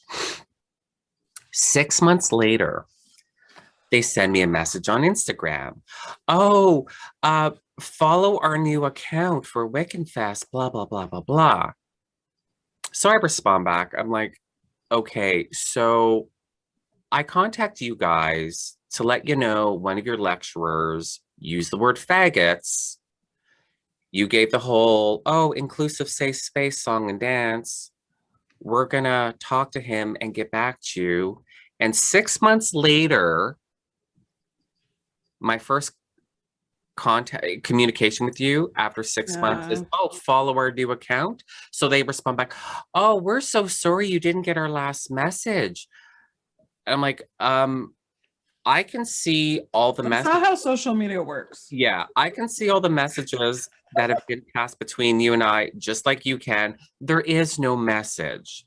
And like, oh, he was self-identifying, blah, blah, blah, blah, blah. Case closed. So this guy turns out he's gay. All right. Well, I didn't know because he didn't self-identify.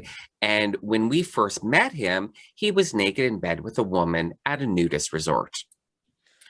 And I'm sorry, whether you self-identify or not, throwing out, oh my goodness. Well, here's the thing. Throwing out terminology like that in the middle of something that's meant to be about a completely different subject immediately yanks everyone out of the experience. It can be extremely triggering. When I'm with my group of friends, we can use that word. Like my gay friends, like we can bandy that word about. Know your audience. But here's the thing, like this is a diverse audience and we're not friends. How does he know that there's no one listening who that was the last word they heard before waking up in the hospital with broken ribs, broken arms, cracked skull because they were gay bashed and were called faggot. Exactly. Know your audience, and there's time and place. The thing is that you're in a professional setting. I don't know if he's getting, no, he wouldn't have been getting paid for this because it was a free event, but just because you're not getting paid for something doesn't. But you're presenting yourself associated with your business and your expertise and what you're identifying as a profession. Yeah. So show up as a professional. Yeah. So I responded back to them. I'm like, well, he wasn't self-identifying, but because he didn't call himself a faggot, he said, you faggots, blah, blah, blah, blah, blah, whatever the sentence was. So I'm like that's completely unacceptable, and that's not an excuse, and that's not, you did not resolve this situation. This situation is not resolved. And of course they completely ignored me because again, they're straight white people who this issue, they have no concept of what it's like to deal with this sort of issue. So to them, it's not a big deal. I've dealt with this a lot as a person of color too, the exact same thing. Exactly. And when you are in your personal life, which I'm sorry, the people we deal with professionally think they know what our personal life is, and we do share aspects of it, but they don't know who we are personally. Yeah. When we are. So when you're in your personal life with your friends, with your family, even as a person of color, there are certain things I can say, and there are certain things they can say with me. That's more of an open dialogue, and there's history there, and then it's communication and it's education at the same time. It's very different. But when you're at a professional level, throwing out words like this and no, it's just a no. And you can't, you have to try it as a facilitator of some kind. And that's a workshop. You're a facilitator. Yeah. Absolutely. You're creating the landscape of the atmosphere, the environment, and you're basically you're basically manifesting what they said in that huge formed message. You're Yeah. manifesting that inclusive environment through your behavior. Yeah. Yeah. So to them, because it wasn't a big issue, because they can't relate, it wasn't a big issue. It was problem solved to them. So I'm like, he wasn't self-identifying, and like this was just completely unacceptable. And the fact that you guys just like, well, this isn't a big deal. We're not dealing with this. We're just gonna ignore Sean. Like that's bullshit. So obviously I won't be attending Wiccan Fest and Harvest Fest for a variety of reasons. I'm not going to give those people my money. Okay, I will say I'm not surprised that this has happened with the specific event you've said. I've been to that event. I've vended at that event for years. I have friends that I meet up with at that event. I'm not surprised that this happened at that event. I'm not surprised that this could happen at probably about 50 to 60% of the events I go to be honest. Oh yeah, no, absolutely. Absolutely. However, unfortunately, when we're professionally conducting ourselves, we sometimes have to stand up for these moments that happen, and it's important that we speak about it, and it's important that you brought it forward. Yeah. But it's difficult to navigate as a professional. Yeah, no, absolutely. But so the thing is that like, so, you know, I spend all this money on this caravan, and because I'm going to keep going to Culticon, and everyone's like, you have to go to Wiccan Fest and Harvest Fest and Kaleidoscope. So Occulticon's gone, Wiccan Fest, and like I said, Wiccan Fest, Harvest Fest, I'm not going to go to because number one, I'm not going to give them my money, those type of people my money. Number two, they clearly don't put effort into creating a safe space. And number three, they're obviously not going to want me there, you know, because I'm quote unquote problematic. So yeah, you know, that caravan, that beautiful, handmade, wonderful caravan, I don't know if I'm ever going to use it. I'm channeling right now, and I have to acknowledge it, because when I start getting choked up like this, like you can hear it in my voice. Yeah. When I start getting choked up like this, someone's trying to talk. And specifically, when someone is relaying a story that's involving other people, where secrets are involved, or trying to squash information, or I start receiving the reasons why behind that. And it always sits on my throat. Right. It's miscommunication, or it's choosing not to communicate or express.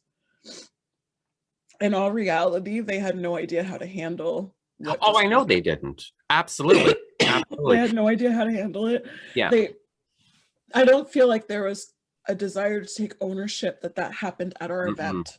No, you know, if I were to read their responses word for word, you can tell that there was no ownership, and they wanted to separate themselves from this person. Yeah. What they'll likely do to remedy this is not ask that person back. So like, I do feel a sense of proactive. But see that, okay, but here's the thing.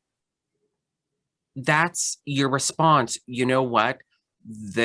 As it turns out, they're gay, but it's unacceptable for someone to use, even a gay person, to use that word during a lecture. Thank you, because that bothered me too. So we're not going to invite him back ever again.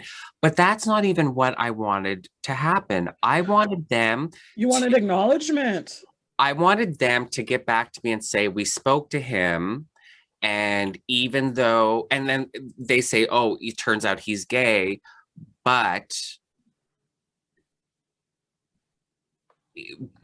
if we ever invite him back again, he knows not to use that word. That was the not never to invite him back, but that he never uses that word again. And you know, the thing I do regret is because I was half expecting that response. There was a part of me that wasn't, you know, expecting it because, again, straight white people. But there was a big part of me expecting that response because it's such an easy, quick solution. We spoke to him. He apologizes. We apologize. If he ever does Wiccanfest again, he's not going to use that word. That's so easy.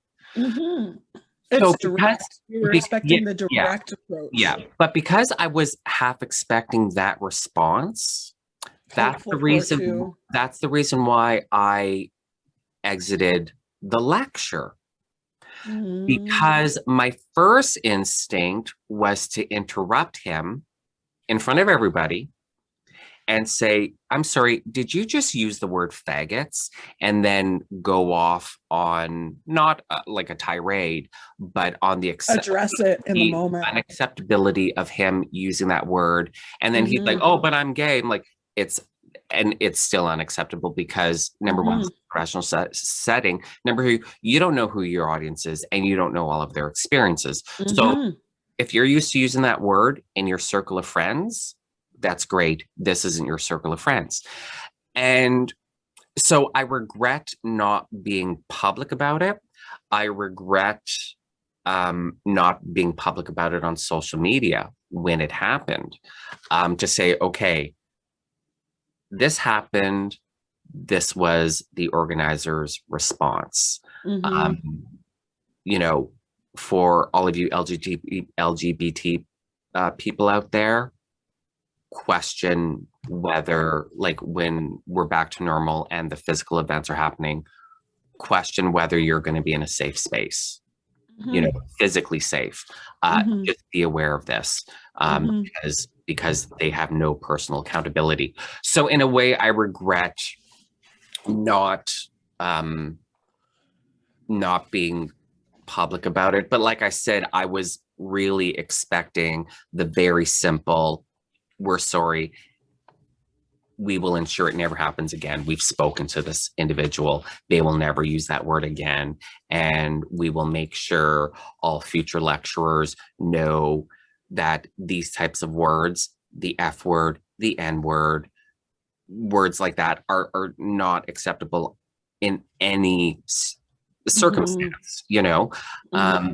That's the easiest response. Yeah, so I'm down 3 Southern Ontario festivals with a fabulous Vardo. That's you know what though, your Vardo, you keep talking about this, and the other thing I was receiving when my throat was being sat on with like how much they were just trying to avoid confrontation. That's what that was, avoiding confrontation, avoiding having to have the awkward conversation. Almost all of this is people avoiding having the awkward conversations that actually help us grow through these issues and educate.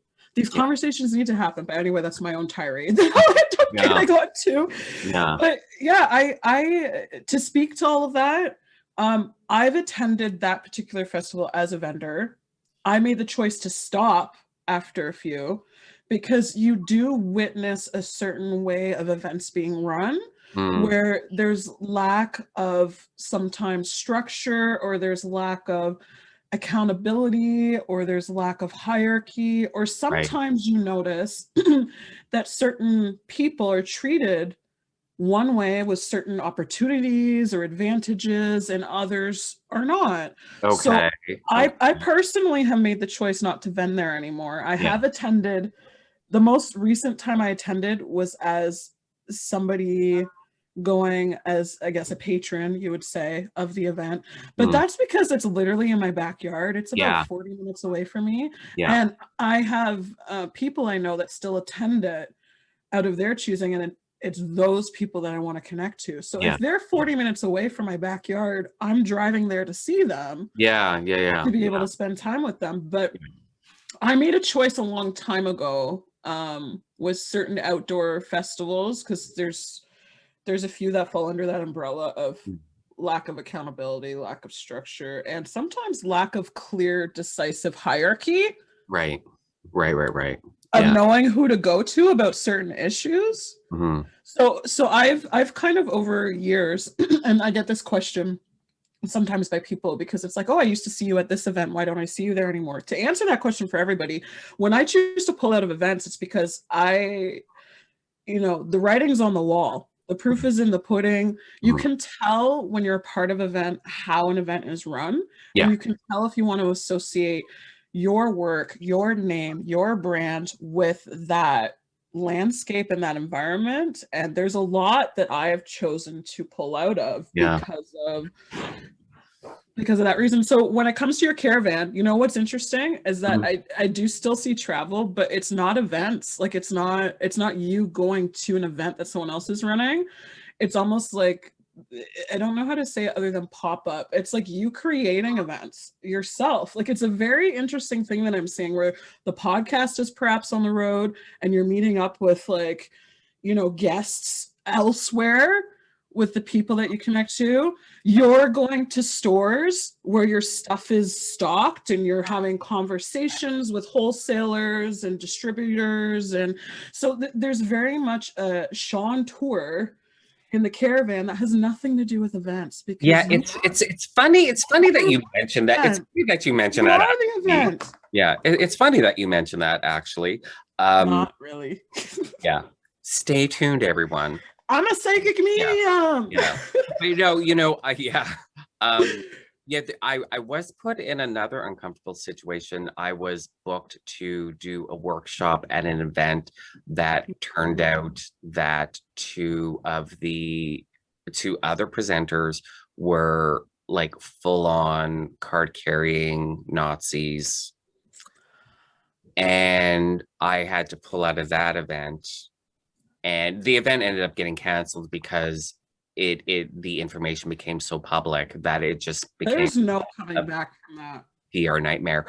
I'm sorry, I can't, this is my brand, this is my business. I can't have pictures of me standing next to neo-Nazis, whether I knew or about them or not. You know what I mean?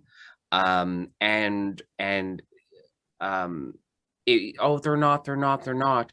It took me 30 seconds of a Google search to confirm that they are, literally 30 seconds.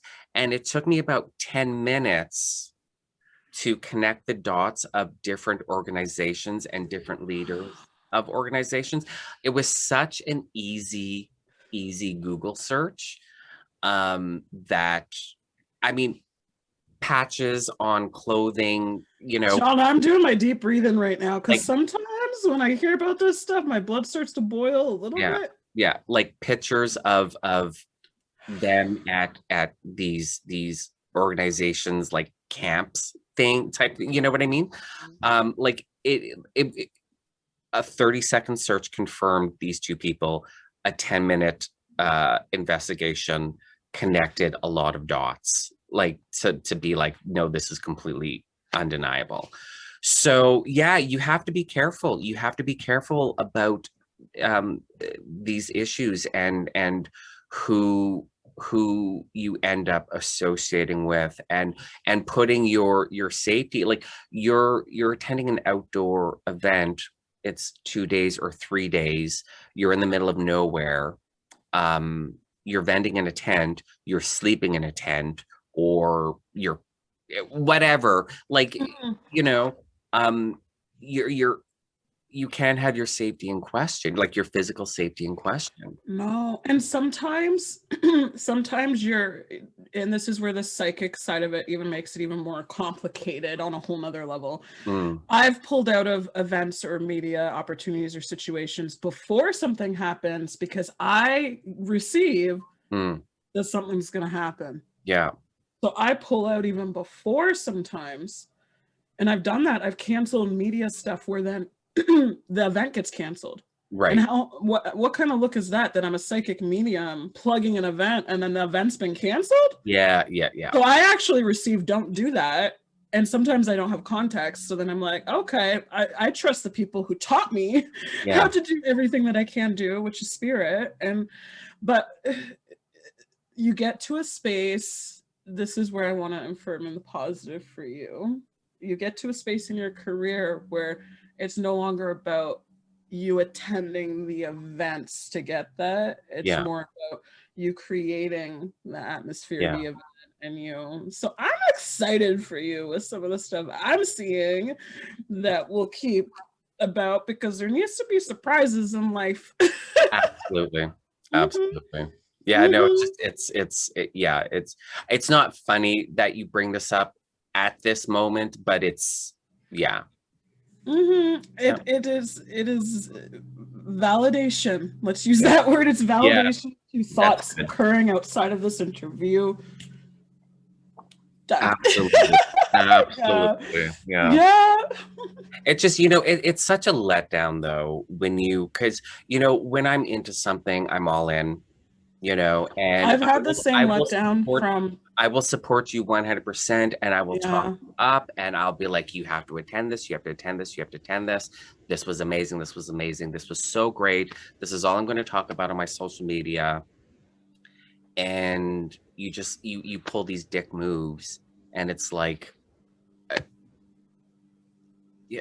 I've at times experienced this beyond the event level. I experienced this a lot as a psychic medium working with third parties or even spiritual stores, where there's a certain level of expectation of professionalism, and I am coming in as an outsider, as basically a contract. Yeah. In that time, and so the nature of the situation needs to be like partnering in a business sense and not necessarily I'm your employee, right? Yeah. And there, that can be strange too. Like anytime, it's complicated for us in this field of work, because anytime you're involving another layer or a third party in connecting with the audience, you're then putting that to your brand, but you're putting that energy in what you're doing. Yeah. Yeah. And that can be sometimes the choice is not to do this because I don't want that energy associated with the work I'm trying to do. Yeah, absolutely. And this isn't just talk, because you see so much, not so much lately because we've all been locked down for the past year and a half, but prior to COVID, so much talk on social media about a lot of these conventions and whatnot, and the truths of them coming out about the sexual harassment and the unaccountability, and you try, someone's sexually harassing you, so you go to one of the organizers and you become the bad guy, stuff like that. And there's so much of it in It's so common. the I actually just ran into occults, community. And the new age. Can I add new age to that? Because And I new actually age, just ran into this having to do with psychic expos. Because yes, there is a lot of, I hate to use the word predatory because it's so loaded, but there's a lot of predatory behavior. Yeah. In some of these communities that's masked as I'm a healer, I'm a reader, I'm an elder, or whatever label that's masked as that, as like, don't question my means because I'm an authority at what I'm doing, and that's scary. Yeah. But so there's so much talk about, so many conventions and so much of this going on, that I have to remind myself. And then, so you're hearing that talk, and then, people that you follow on social media that present every year at these conventions, and you have to consciously remember to separate the two. They're not the convention, they're not the organizers, they're not to blame, so don't blame them. Exactly. But so many people like to just, oh well, you attended, so you're as bad as the predator and the organizers that did nothing about it. Like they just lump everyone together, which is wrong. But that's something I have to be conscious of. Because we're all independent parties coming together to partner in a business way. But there's, like I said, there's an assumption that we are all on a much more intimate level than we actually are. And that's true for the psychic expos too. We're essentially co-workers. In situations like that, myself and the other readers, myself and the promoters, we're co-workers, and we engage on that level all the time. We're not engaging on personal levels. We're not. So like, I'm not immediately going to know what your hangups are and that you're part of these groups. Exactly. Like I'm not going to know that because we're co-workers. And just because I bended at a convention where there was predatory behavior doesn't mean I'm responsible for for it to happen or not to happen. You know what I mean? Like you have to separate the organizers of the convention from the vendors and from the speakers. So like I said, like I know, like I've had to, oh wait, no. Though this person and this convention are two separate things. Don't conflate them, don't put them together. Which I think it's easy for our brains to do. So I have to be conscious of that with my brand. I can't have my brand associate. I like, oh, Sean's a neo-Nazi. Why don't buy his products? Well, why would you say that? Because he was at this event and there was neo-Nazis there. Well, that doesn't make sense. When you vocalize it, that doesn't make sense. But in some people's heads, it's all the same thing.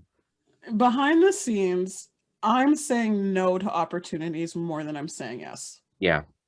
And I think sometimes our followers or people that engage our services or products or seek us out for even our blogs or content or this podcast, they assume that like we just always, I don't know where I was going with that because it was half channeled and now it's left my head, but they assume, I guess, assumption of taking on the risk of all this that we're doing, but they're not understanding like I am my brand and my brand is all I have. Like that's what I've built. That's what I've put into is my reputation by extension of that.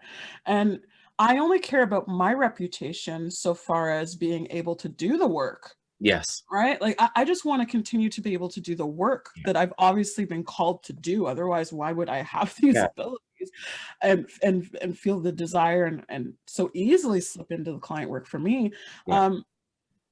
I think sometimes they're not understanding that like with our brand, we want to focus on the purest forms of where that passion started and ignited and where the dream started and ignited, and all these other insulated layers of dealing with these third parties are headaches for us, really, sometimes. And navigating it is treacherous at times as well. So protecting our brand is no different than protecting our aura, protecting our energy, protecting our home, protecting our car. Yeah, well, that's one thing that people that aren't small business owners don't realize is that your brand is, it's not just, it's your livelihood, it's your wallet.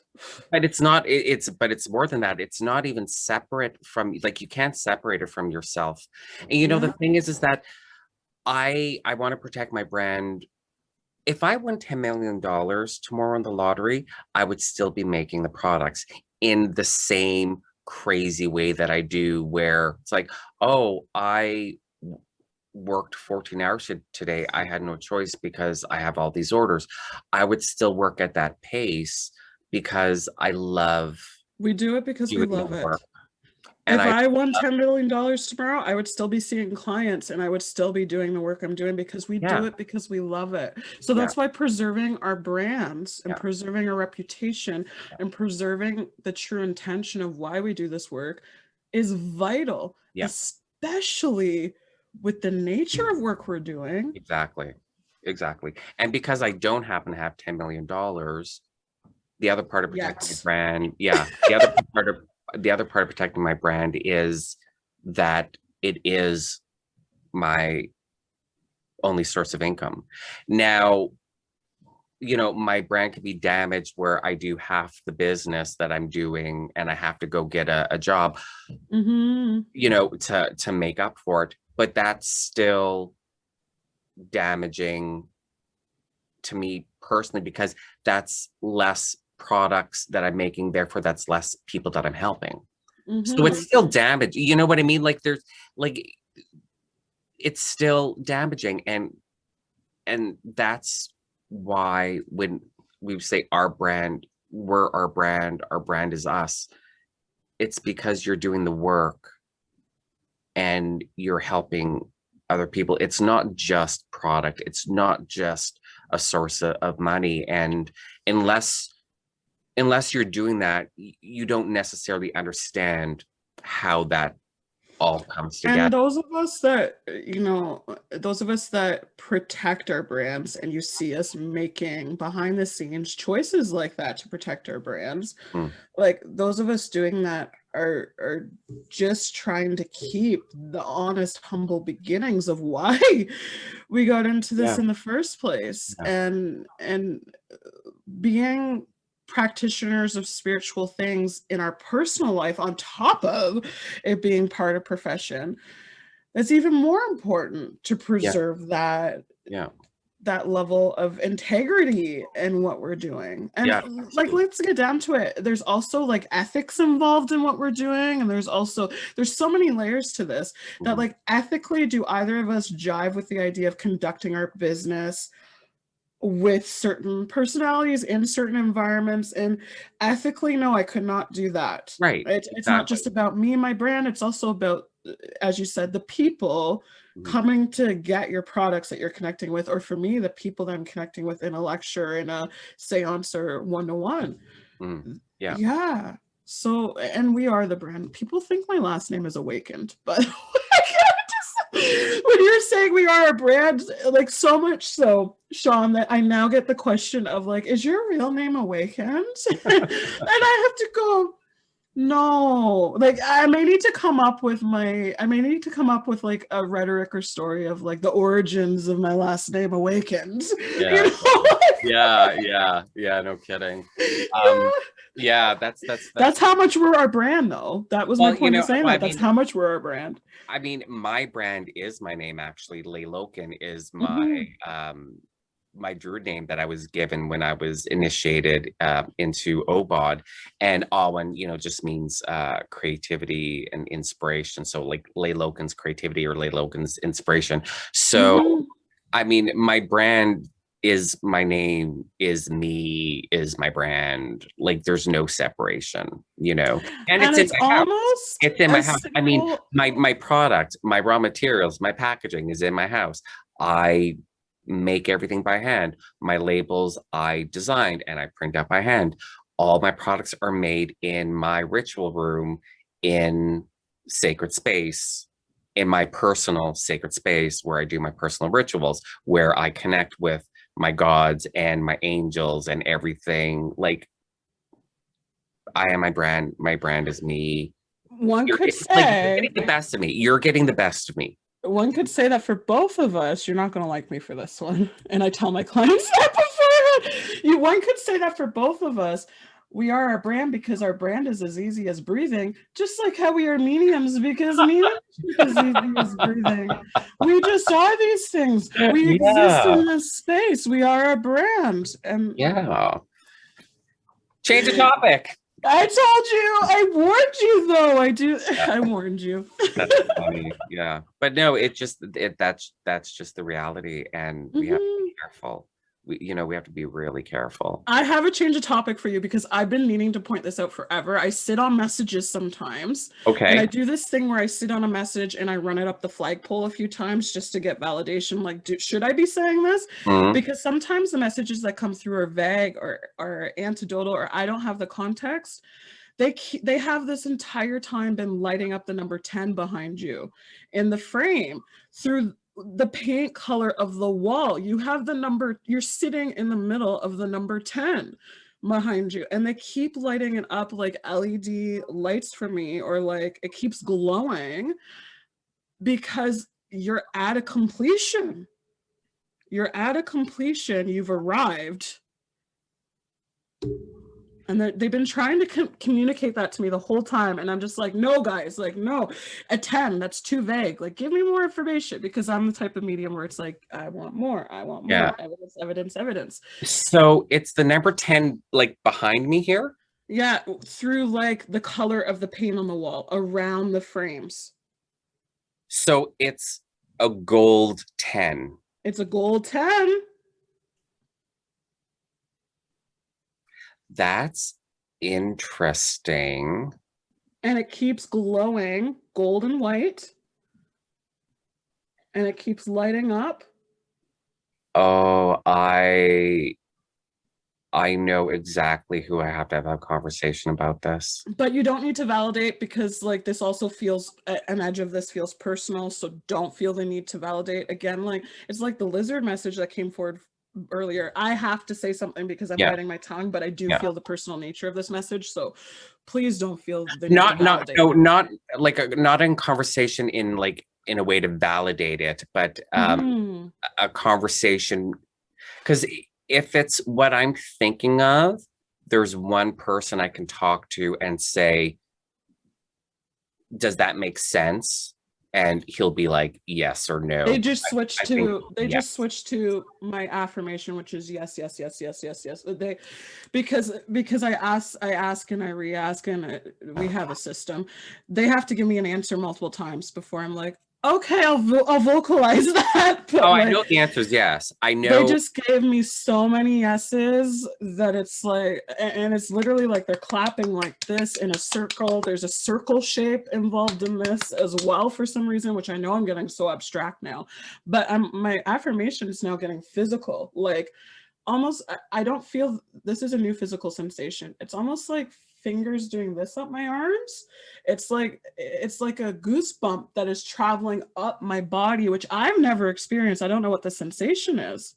Oh, I know exactly what the sensation is, because it's the sensation that I experienced ever for the first time just last Sunday, working with a couple of. Okay, there you go.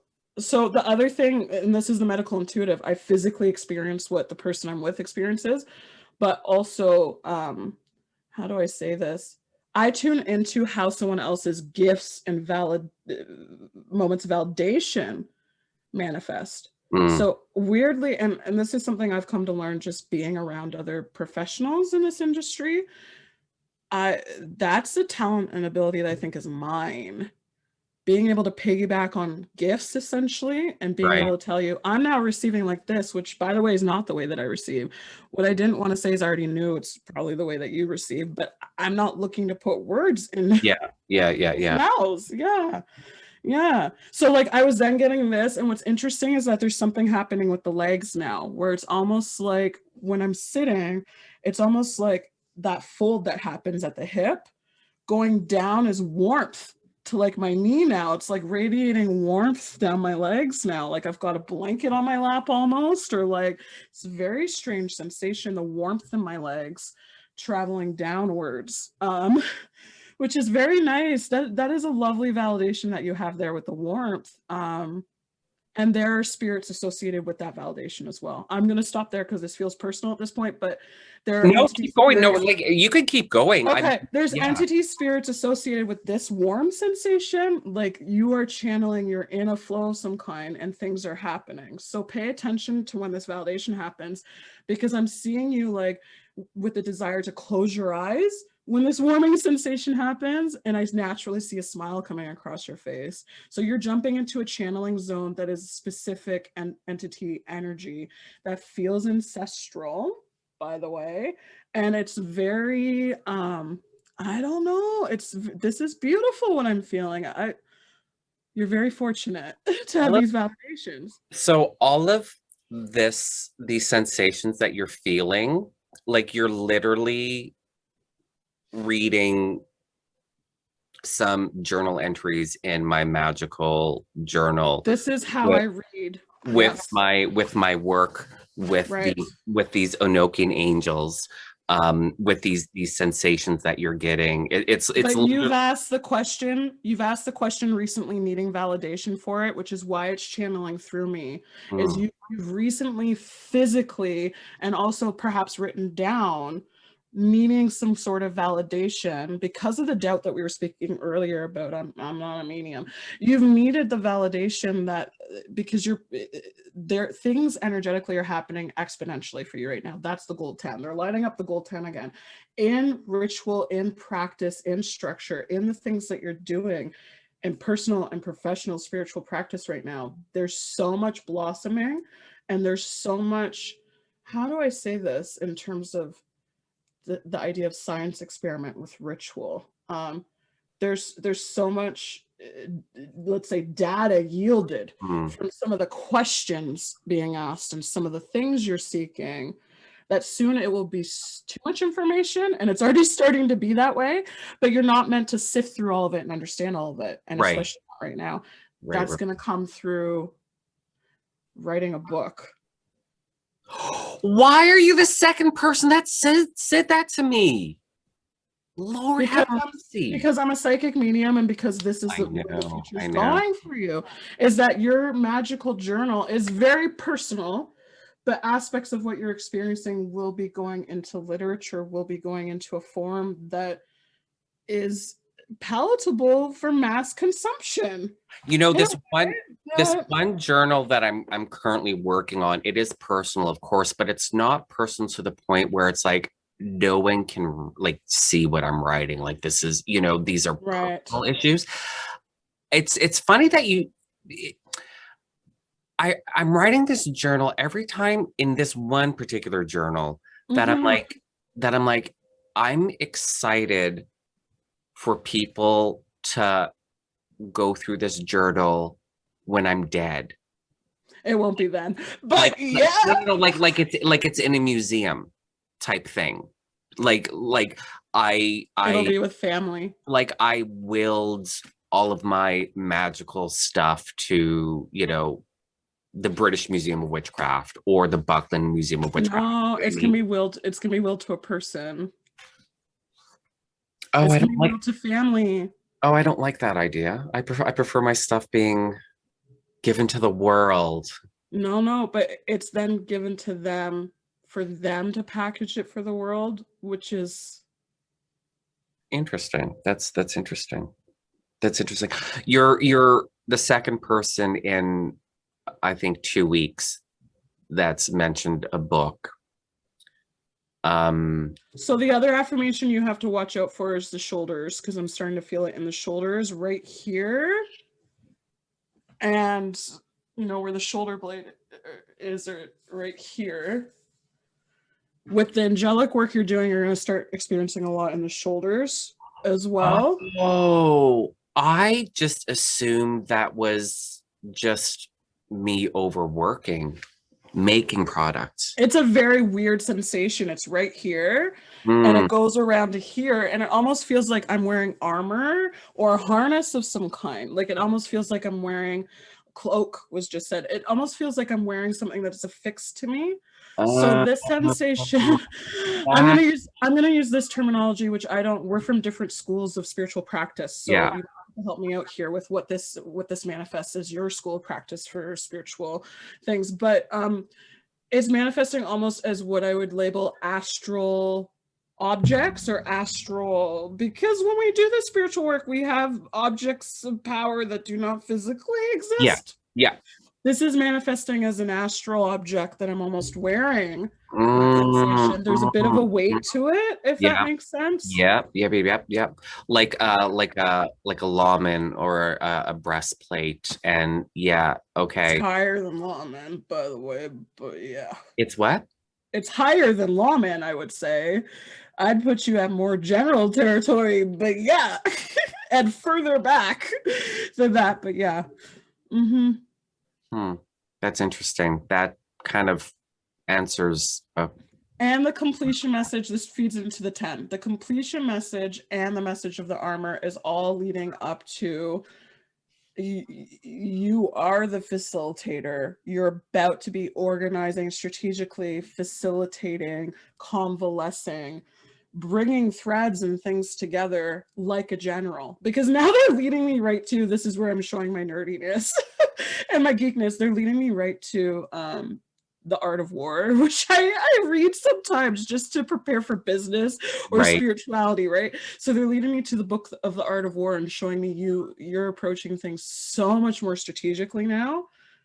And it is like chef's kiss for you. It is like, this is perfect that you're approaching things so much more strategically. It's wonderful. That's interesting. I've been kind of feeling over the past couple of weeks, I had a major initiatory experience when this is going back years. This would have been in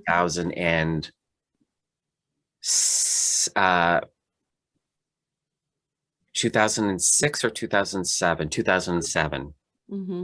And I was working through the bardigrade in the Order of Bards, Owaits, and Druids.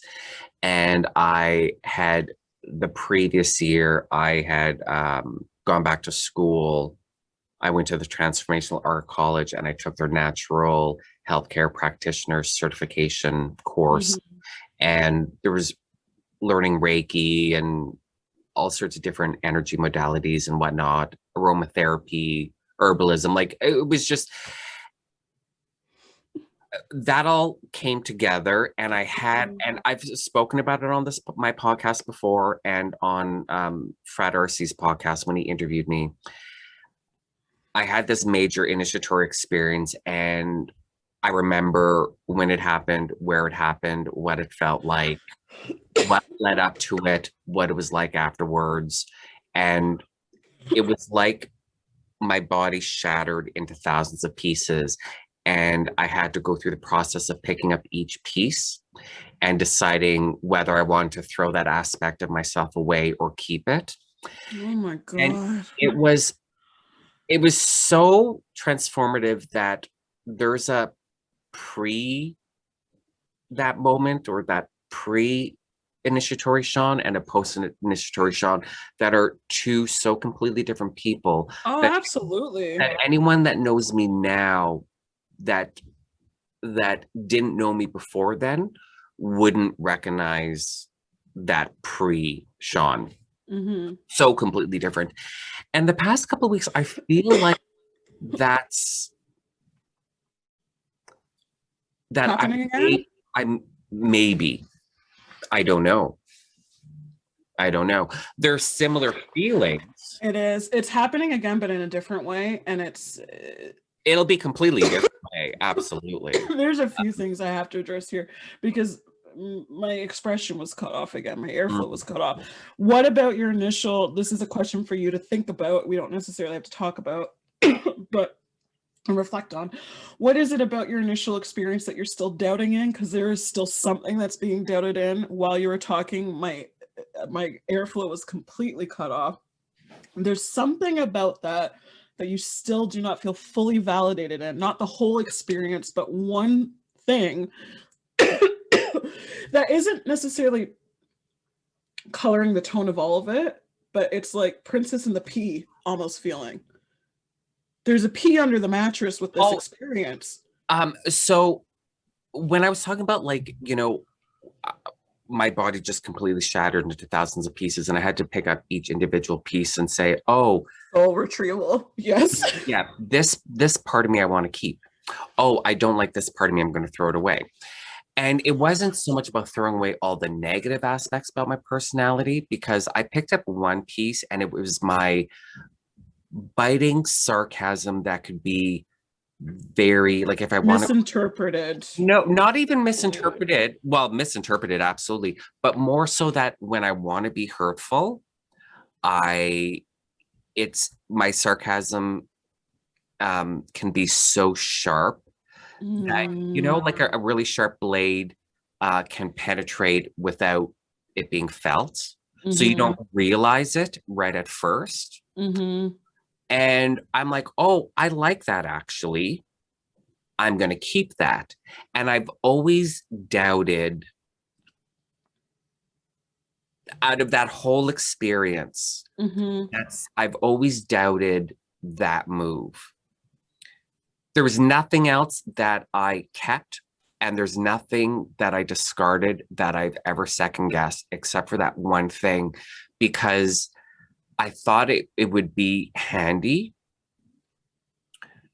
And it's only been the last 2 years that I realized that it's probably not as useful a tool that I thought it was, or that I thought it could be back then. I'm going to say this in a different way. It's not the only tool for the purpose by which you kept it. And what you're starting to experience is that you're outgrowing that tool. Because we're meant to replace our tools in our tool belt. Yeah. And that tool specifically, the cutting and slicing through words, which, by the way, those are my pieces as well. Yeah. When expressing through frustration or anger or anything. Yeah. That was not to clock you too much or get too personal, but that was your only tool for expressing those things at that time, which is why you coveted it, and Yeah. which is why you kept it, is because you're not a person that expresses quickly or easily frustration or anger or any of these things. And as a little gay boy, that when you're, gay bash, it's never someone that's equal to your size. No. It's always 6 people. So you always learn very quickly, and I learned very quickly with my upbringing too, to use words as power. Yeah. Right. So like you're questioning picking that tool. That ability that I kept has, you've outgrown now. I have needed it at the time. Yeah. You kept it at the time because you recognized that you needed it, and it was your only tool. It was my only defense. Yeah. However, your defense has evolved. Like it's almost like me seeing like a meadow right in spring, where you have that weird week, that weird day where just everything blooms at once. Mm-hmm. You've just gone through that, through your dark night of the soul that you're going through right now. Yes, you're going through another awakening period. That's what this is. Yeah. You've discovered that one tool worked for that little gay boy that was facing 6, aggressors, combatants, and that worked for him because he needed to be charismatic. He needed to be diplomatic. He needed to be able to talk his way out of situations. You're still him, but you've grown and you've evolved. That you don't need that knife anymore. Yeah, no, I agree. So I know I'm at another one of these, transitional points. So the doubt about the experience, can I just say, has now evolved into the experience is still being farmed out and fed to you, and things still happening based on that original initiatory experience. Oh, yeah. Like you kept that piece, but this is now still evolving. Yeah. This is exciting. Well, I don't think any initiatory experience actually stops. It never does. It never does. And that's the secret. We're never just awakened. It's funny that I've used the word awakened in my brand, because it's maybe more so Allison awakening. And that's what I'm always constantly doing. That's what all of us are doing. Yeah. So like that's what the number 10 is. You've come to a point of completion. You're going through another awakening right now, which like the mediumship gifts that don't exist are gonna not exist even louder soon. So have fun with that. Yeah, you're welcome, they say. Mine, are yours so sassy? Okay, let's talk shop without ascribing to labels for a second. Yeah. Are yours sassy? Because mine like give and take sometimes. Like they were immediately almost like I forget his name, but from Moana, where it's like, you're welcome. Like they were immediately back and forth with me like that when you're like, thank you. Do you experience that? Well, yeah. And that's part of a little bit of my self-doubt a lot with this work, not just the fact that these angels or spirits or whatever that I've conjured just come so easily, but like this one conversation I had with Madeir, it was like 2 old queens talking. It is always like that. Oh my god, and it's like, well, Madeir wouldn't be like that, so obviously I made it up. But Madeir is like that with you, and that's what. And see, if someone else was saying what I just said to you, I'd be like, but that's because that's how he acts with you. Just like you open up all these old grimoires, and this spirit has this name, and this is their signature, and this is their sigil. So you do all the work with that name, that signature, that sigil, and they're like, well, actually, you're going to call me this, and you're going to use this for my signature, and you're going to use this for my signature. Can I say that some of the entities and beings that do that the most with me in my experience, and which is why you get this a lot, are the gods. The gods do that a lot. The gods are very very specific about how you perform ritual when you have a personal connection with them. They don't want you going by book. They Yeah. don't want you Yeah. they don't want you doing. So one example I'll use is Athena, because I connect with Athena a lot. Athena doesn't want any more owls from me. Athena doesn't want. Athena's like, can I have vodka? You Yeah. know, Yeah. like they just, yeah, they have these quirks, and they have this vibrancy Yeah. to them, this aliveness that is just, it's hard to connect with another person on that level where they've also experienced that, which Yeah. is why, You know, which is like, can we just talk shop for a second? I'm like, isn't this cool? yeah. That you Yeah. two old queens just like hens having the giggling together. Like, Yeah. it's the best. But that's exactly what I would have said if someone had my story and told that to me. I'd be like, well, that's because that's how he acts with you. Like like Yes. that's that's obvious. Matt Oren, the author of Psychic Witch, great book, by the Mm-hmm. way. Mm-hmm. Everyone listening right now, go buy Psychic Witch by Matt Oren. He wrote about his experience with Cernunnos. Now, Cernunnos, you know, very primal and feral and nature god, blah blah blah blah blah. So of course Matt Oren's like, okay, that's how I'm going to work with him. Well, it went from Cernunnos to Lumial. Lumial, Lumia just wants to sit and have like tea. like like a bright angel or a Yes. bright god. You know what I mean? That's Oh my how goodness, these stomach. interactions happen. They're Mm-hmm. not just because it's just because Grimoire X is 600 years old doesn't mean that you start there. Sure, you're probably not going to end there. If you actually have a genuine connection with whatever spirit, you're going to develop a relationship where they're, you know, or you know, it's the same sigil that's in the book. That spirit may give you specific colors for it. The book You is know, foundation. The it's book is a foundation, jumping off absolutely. point. Yeah. But the book is what leaves room for evolution in these personal spiritual Yeah. connections. And that's what it comes down to, is that these are personal spiritual connections. So they're going to manifest in a personal Yeah. way. And what's interesting, and I don't know if you've experienced this, but with the gods and with angelic energy, I find the most work progressively happens for me in the spaces of normalcy with them, where we are just sitting down to giggle or to have Yeah. tea Yeah. or to Yeah. share a shot of whiskey. Yeah. Yeah, these, I find that I level up spiritually, which is what I call it because I'm such a nerd. I find that I level up spiritually in these moments where it's like, oh, Odin's kind of pissed right now because he's losing at poker. Like, Yeah. just Yeah. random stuff like that. Yeah, that was my feeling the other night, by the way, because we had rolling storms here. Speaking about how we did tornadoes earlier. So the tornado warning that you were talking about today and a few days ago, we had lightning that was flashing almost in sequence, like fireworks through the sky, Right. Yeah. purple, and rolling clouds. And I was, and immediately I'm like, oh, the gods are playing poker. They're having so much fun.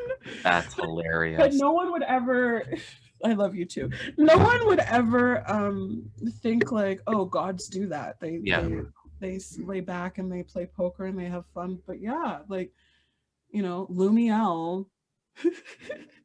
I just love that. It's like Lumiel. Oh my goodness. Lumiel. Yes. Lumiel. Yes. Like what better name, you know? But we're multifaceted. So Yeah. why would we ever assume that the gods are not? The angels are not? Well, I mean, that's the thing. I mean, my name is Sean, but it's also Layloken. It's also Lady Ecstasy when I'm a drag queen. And Oh my people, goodness, you did not just tell me you're a drag queen. You know I'm people, gonna be obsessed with you now, right? did you not know that? I mean, because Sean, I didn't know that. oh, because I had conversations about that with a bunch of people at a Culticon. Yeah. Anyways, but no, but the people that like when I'm in drag Lady Ecstasy, the people that interact with me as Lady Ecstasy, not as Sean. So No. it's like being two different people, but also the people that interact with me as Sean, like my brother, he's going to interact with me different than the people, or not the people, my parents who interact with Sean in a different way as well. So there's three people right there. There's Sean the brother, Sean the son, and Lady Ecstasy. But then there's Layloken the druid, and there's Sean the stranger. And there's Sean the businessman who has to make tough calls about events and stuff. You know, so we're so multifaceted. It's weird that people treat gods and angels and spirits so singularly. Yeah. Because I'm sorry, that entity is not just associated with the color blue. Yeah. That entity, that spirit, that god, that angel is not just associated with Tuesdays. Yeah. and when you think about it logically, it sounds silly now that we've talked about it and we've deconstructed it, right? It sounds a bit silly that we would think a god, a higher spiritual being, I can only connect to them through the color blue. Well, that's a starting point, but no, that's going to evolve into yellow or turquoise or, you know. Yeah. Yeah. I mean, but the thing too is that, you know, if you look, say, perhaps as the gods as aspects of a singular divine essence, then you know, if this god with this name, this you know, it's still not necessarily one-dimensional, but that's where that's where those color and all those associations can kind of make sense more, because it's just because they're factions that of a aspect, you know. Yes.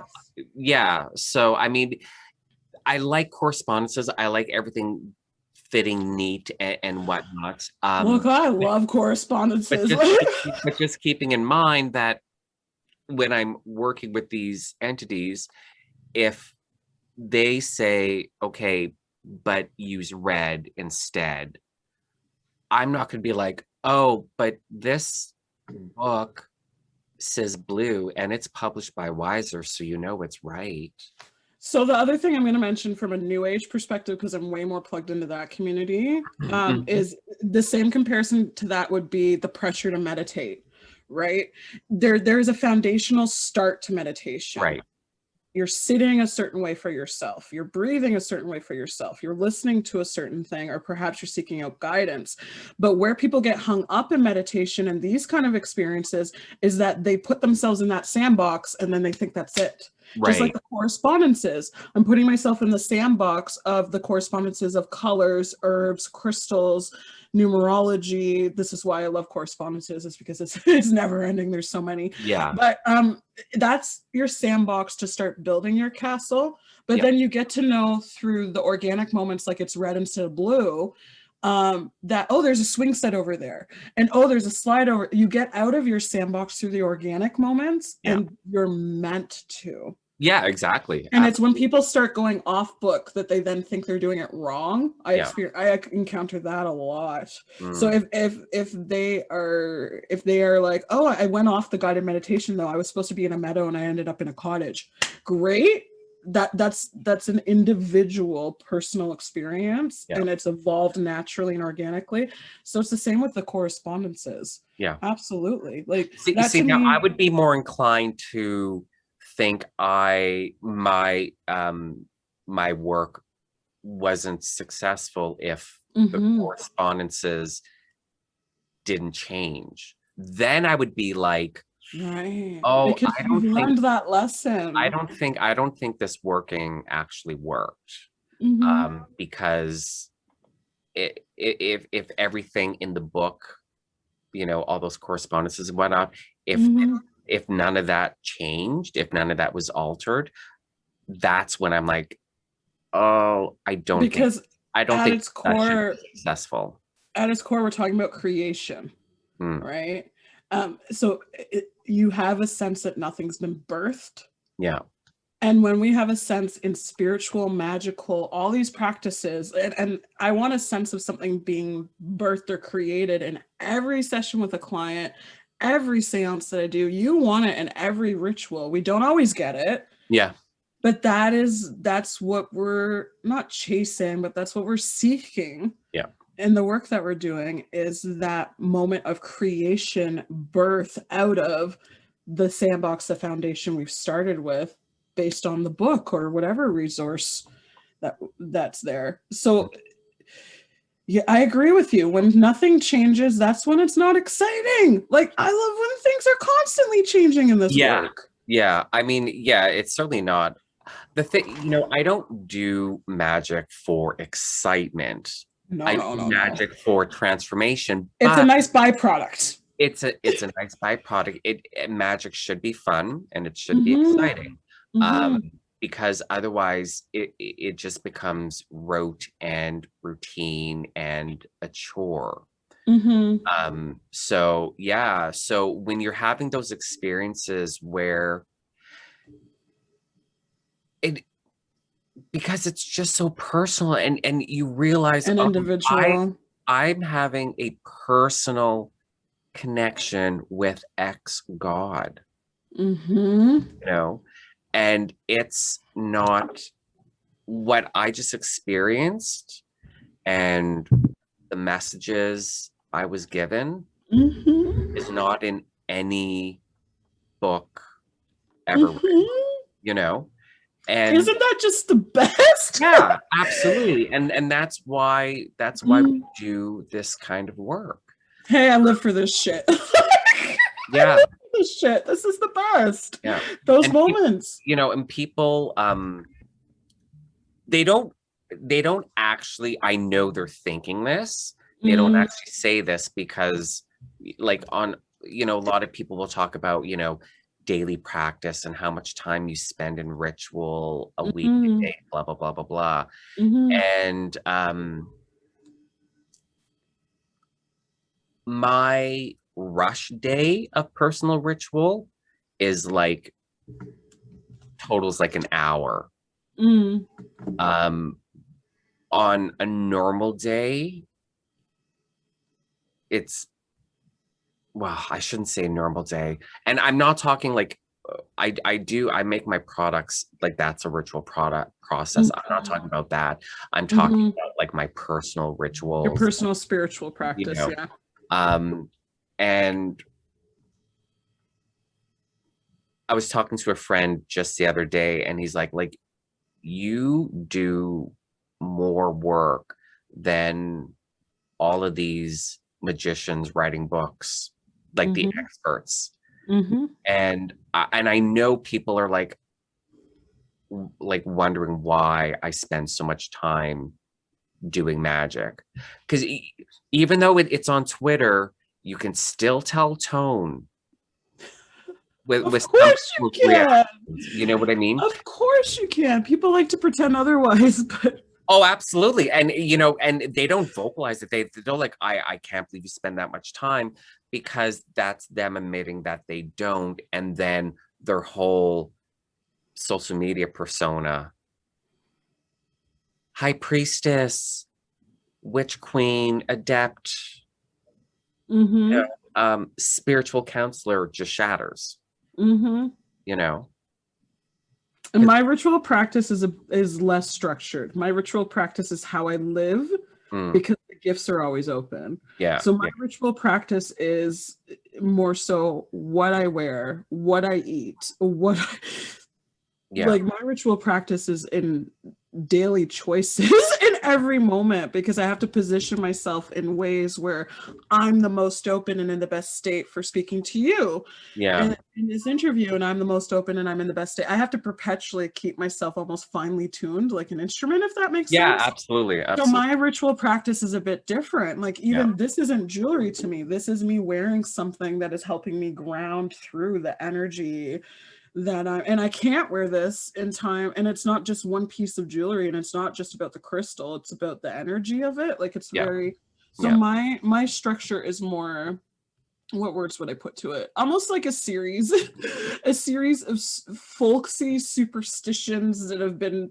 personally crafted and created where, you know, if I see a certain word on a piece of paper, I got to rip it up and throw it into the hearth, the fireplace. Or so mine is more like that. There's going to be a fire tonight where I've got a bunch of stuff heaped up that's been needing to burn for some time, including, weirdly enough, a pair of socks that I own.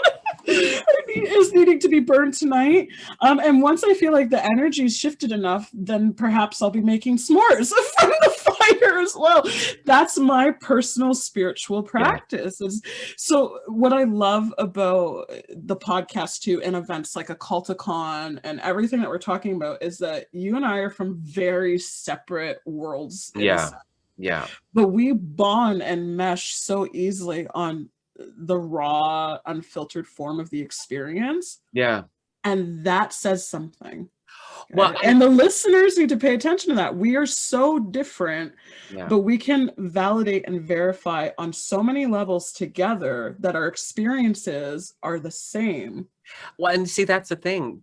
And that's what people need to learn on social media is it's not the outer trappings, it's the experience. You and I are experiencing the same thing, and we're walking the same spiritual path. The outer trappings look different.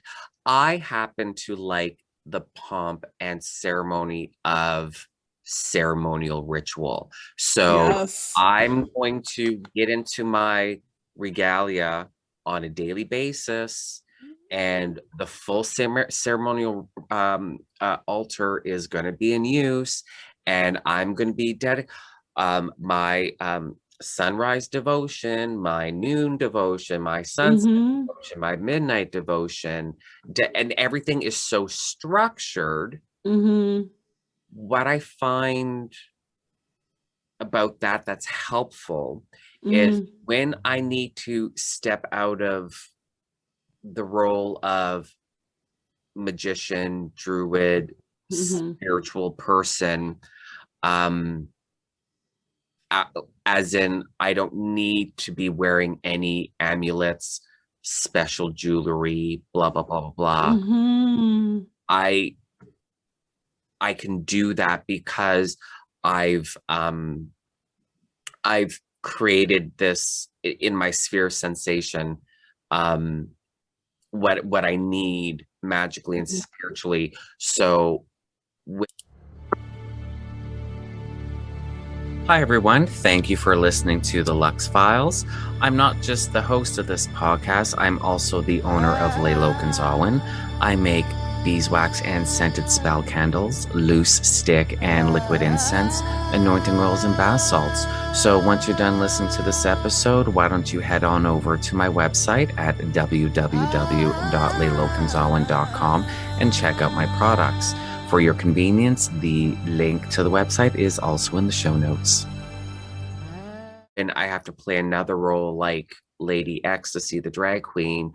I can be that stereotypical drag queen and still have my protections and my spiritual connection. I actually feel like you're probably not a stereotypical drag queen, depending on what that. I'm so excited. I'm literally obsessed with the fact that you are Lady Ecstasy. I'm so excited to perhaps meet her one day. I shouldn't say a stereotypical drag queen because I'm not, because you're not. You're so not. When I say stereotypical drag queen, you know, it's a lot of cattiness and bitchiness. I know. That's why I said it. And yes. I can't. Number one, I can't even be bothered creating that energy. You're more of a mama. I'm sorry, but Lady Ecstasy is much more of a mama. Yeah, well, yeah. I mean, we take care of our young queens, and in all regard, like, you know, you need clothes, you need wigs. I'm gonna do your makeup. I'm gonna teach you to do your makeup and protect from, you know, predators and whatnot. I know. Thank you for doing that. But I mean, also too, I mean, that's just my nature, but also too, this is also Thunder Bay, population 100,000. We're not a small population near a big it's not like we're in Guelph near Toronto.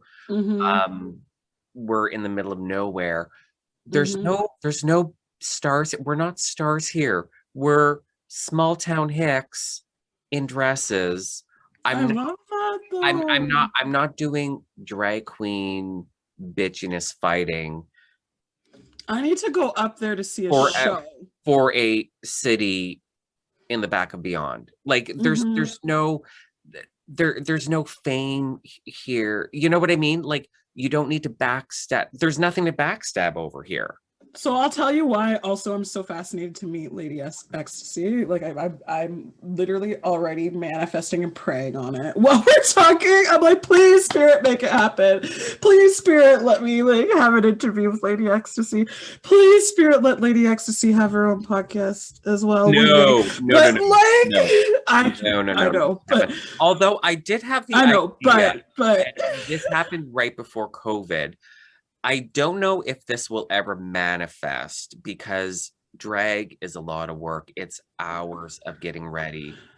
So people don't know all the time. But I did have an idea. I don't know if you're going to be able to see. Oh my God, that's Lady Ecstasy. Go on Instagram, search Lady Ecstasy. Please tell me yes. Yeah, you'll see. I feel like crying. She's beautiful. Oh, I'm a hot woman, let me tell you. But that's also like she's so beautiful. But I mean, 3 hours of makeup, wigs, corsets. This is giving me Elizabeth Taylor vibes. That photo, she's so beautiful. Like anyone can be gorgeous when not true with that kind of work. Not true with that kind of work. Absolutely. Well, so I had the idea. You're just beautiful. Can you own it, please? I had the idea of starting a YouTube show where myself and a couple of my drag sisters would do paranormal investigation in drag. Oh God, please.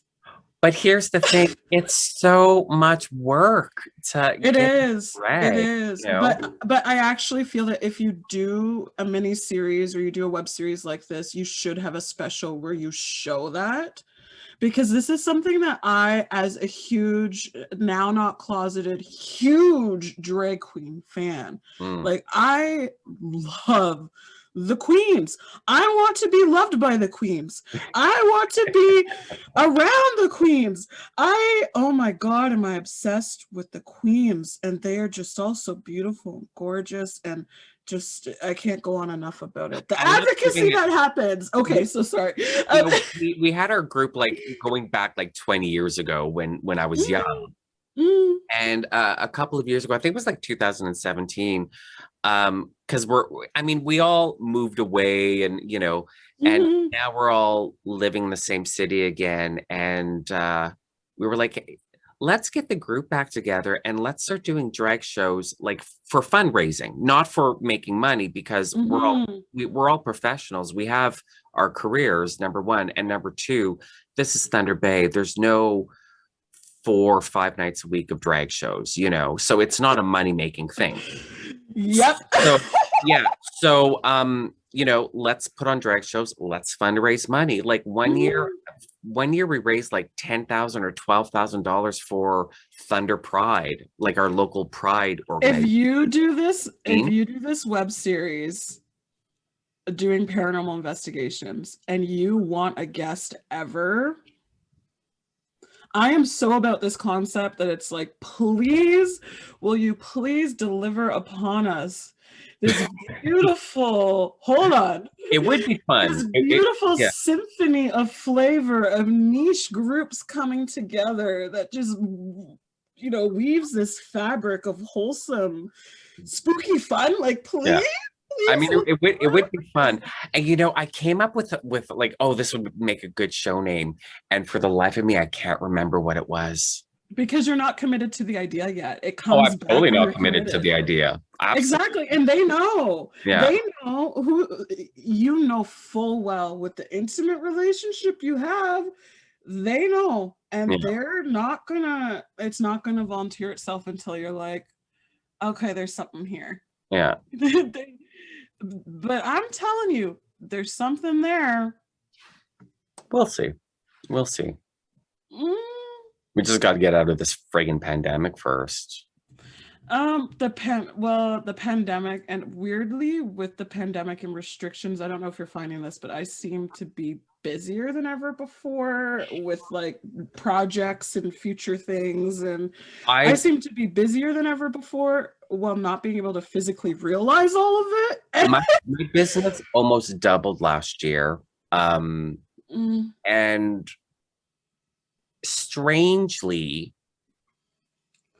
because even though like my business doubled, mm, I still found that I had more, well, not strangely, because I mean, with doing the drag shows, I mean, there's lots of rehearsals and whatnot. And, mm-hmm, plus also too, I was president of a local health clinic mm, for people living with AIDS, HIV, AIDS, Hep C, and doing harm reduction stuff like that. So I was president of this health clinic.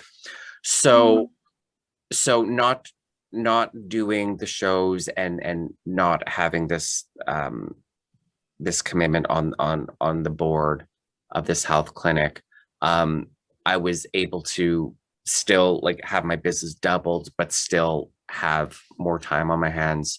So yeah, mm, so there's a lot more projects. Like I was writing more because I like writing little like occult detective fiction short stories. mm. Um, We've talked about this before because the other thing I've always wanted to do with you, always, when I was doing my podcast, but hopefully there's future opportunity with this. I've always wanted to sit and watch a horror movie with you or like go over oh, some we were gonna fictional. do that, Remember we had this right? idea?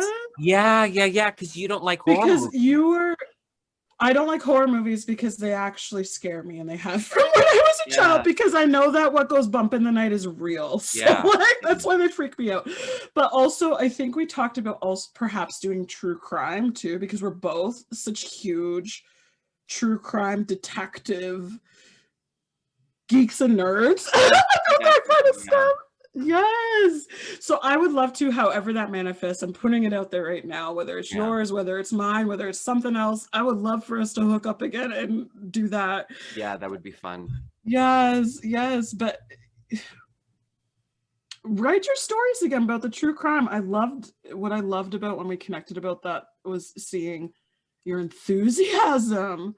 I mean, It's so I infectious. enjoy doing it. It's a lot of fun coming up with these stories, and Mm, they evolved. What I wanted to do with these stories was channel like the old school authors and their occult detectives. They were all like older men, doctors and whatnot, and oh, I like that flavor, and I kind of wanted to bring mm, that flavor back, mm. where it was more mystery and some magic and whatnot.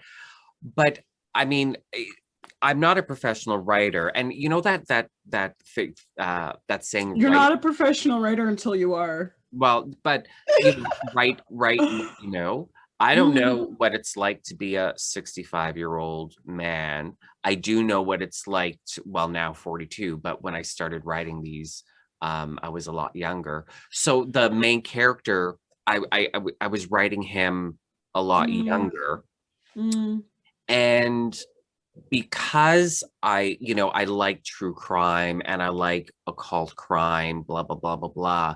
mhm. Um, a lot of my stories were a lot more like what you would hear about in the satanic panic of the 80s and 90s with the blood sacrifices and blah blah blah blah blah.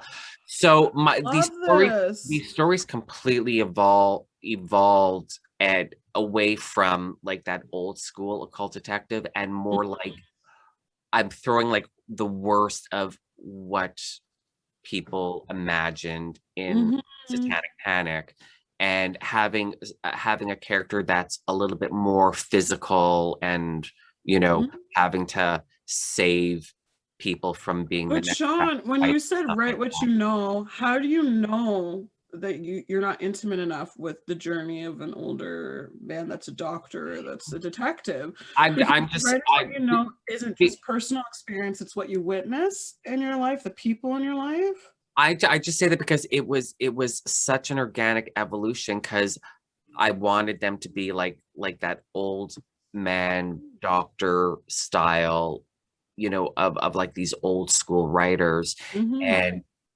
the character naturally evolved into a younger, more physical, a little bit more action oriented, more blood and, you know, you know, it was a natural. It wasn't like, oh no, I'm going to change the entire concept. The change was so natural as I was writing that I just went with it, and that that's beautiful. That flowed a lot more easier. The bloodier and the gorier that the stories were getting, the more natural the writing became. But yeah, what's interesting for me is I've forayed into fictional writing a teeny tiny bit in the secret annals of my various computers. And write what you know, yours was getting more bloody and gory and the writing was getting better. When my characters become more neurotic, my writing gets better.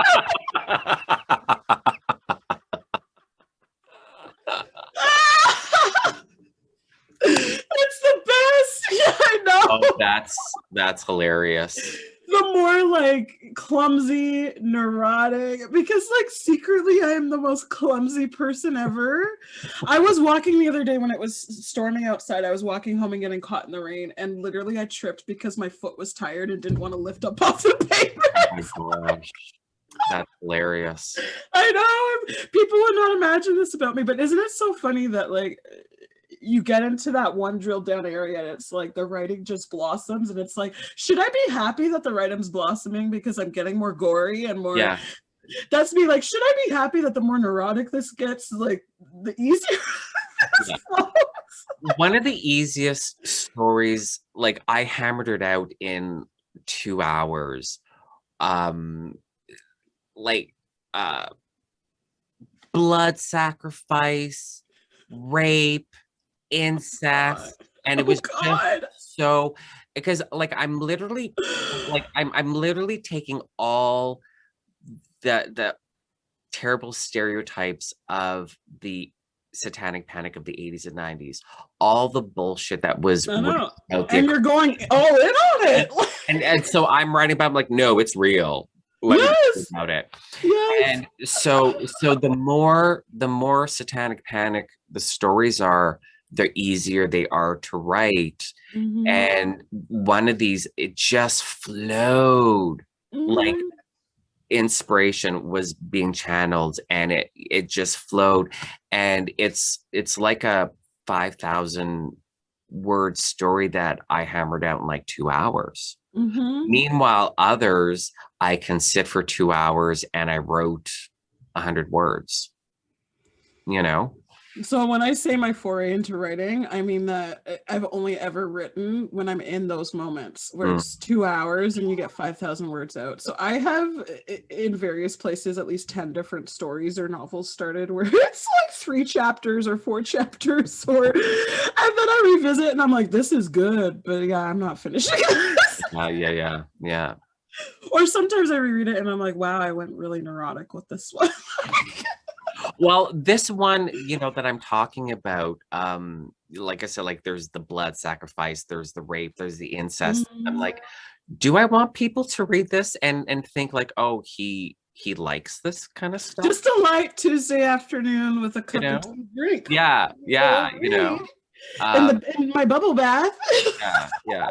And I mean, for the record, I like reading about it, like in fiction. Well, I shouldn't even say in fiction. I like occult crime stories, like true crime stories. Well, and that's the secret behind writing what you know, is that for the record, I'm not as neurotic as the characters that I write, but I certainly think I am. And that's Yeah. So sometimes writing what you know is writing what you're passionate about, or writing what how you think you see yourself. But it's funny. Writing how It's funny. It's easy to talk about, but you kind of have to sometimes have qualifiers, because like I'm writing about blood sacrifice, rape, and incest. Yeah. But you also want to make it clear that those aren't my hobbies. Just like I've talked on my podcast about, I do a lot of research on the Nazis, not present day Nazis, but World War II, historical, and the the um the occult influences of the Nazis and stuff like that. It fascinates me the way paganism and occultism shaped Nazism, and how occultism of that time period of the 20s and 30s Germany, what that was like, and how it shaped Nazism, and because it's a fascinating topic. But you also learn there's so much that exists in the modern world that has its roots in Nazi propaganda, and you don't even realize it, because it was propaganda. That's the point of propaganda. People forget that that's the point of propaganda. But it still exists, and it's not, it doesn't purely exist in that Nazi anti-Semitic way. It's just it entered mainstream. It's evolved another thing. Yeah. And it's so subversive that way. But the amount is shocking. It's and not, though, to me. And I mean, it isn't shocking, but it is shocking. And so, but the qualifier is that I'm not interested in Nazis, and I'm not a Nazi.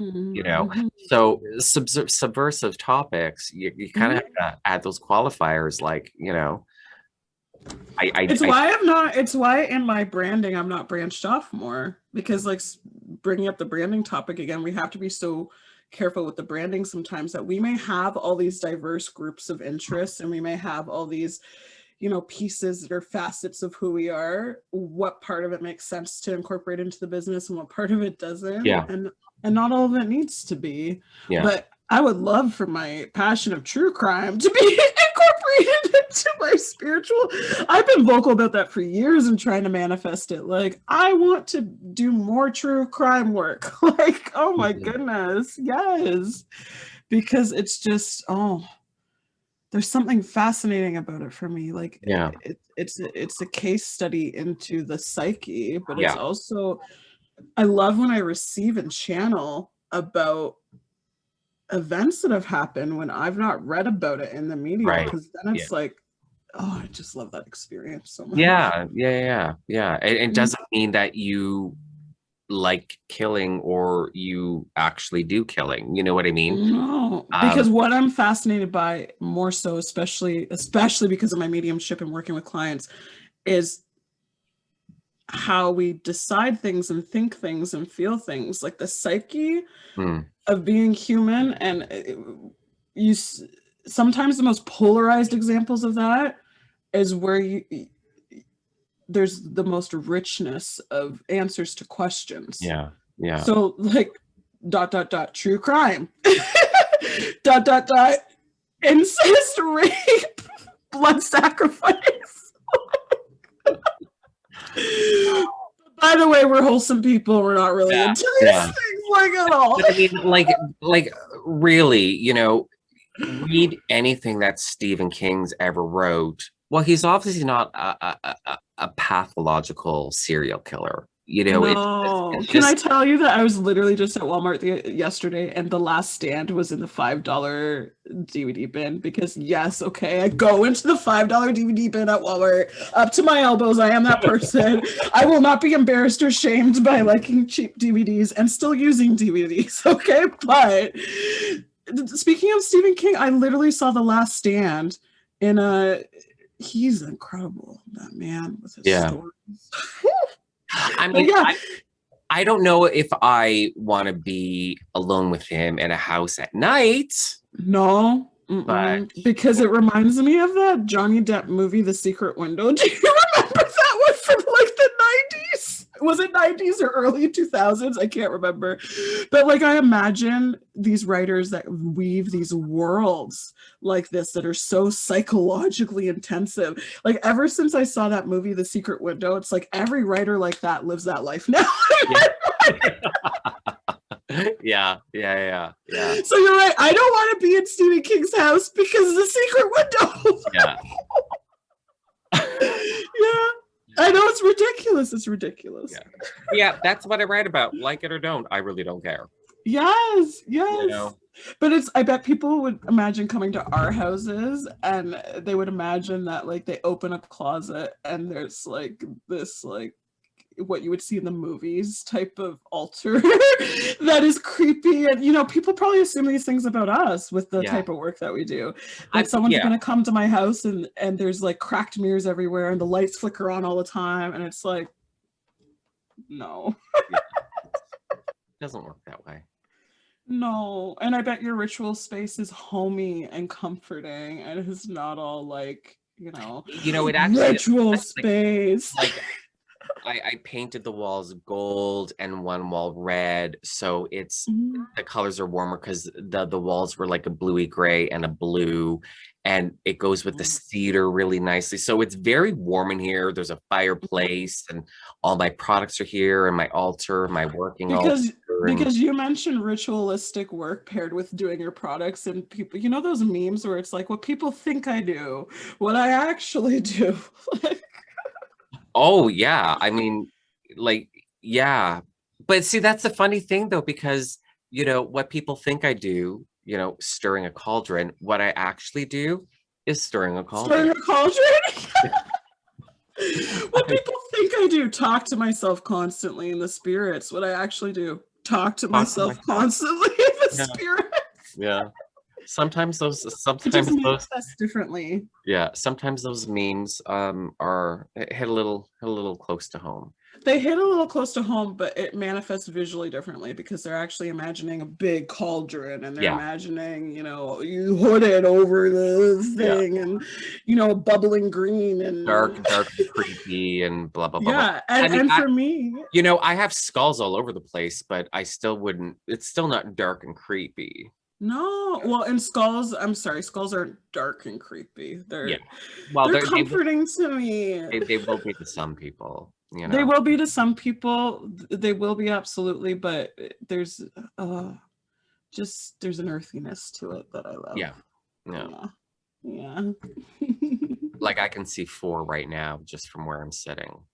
And isn't it comforting when you can see these things that just give you that sense of earthiness and connection? You know, the funny thing is, and this will sound weird to certain people, and this will sound perfectly normal to most people that are listening to this podcast. I feel like I have some company when I'm around the skulls, you know. Of course you do. Yeah. So yeah, you know, so there's a comfortability about having them as opposed to, you know, creepy decor. And that's what I mean by earthiness. The word earthy to me is synonymous with living, alive. There's an aliveness, like a living quality to skulls, even in symbolism for me. So it's just There's a lot of life in bones.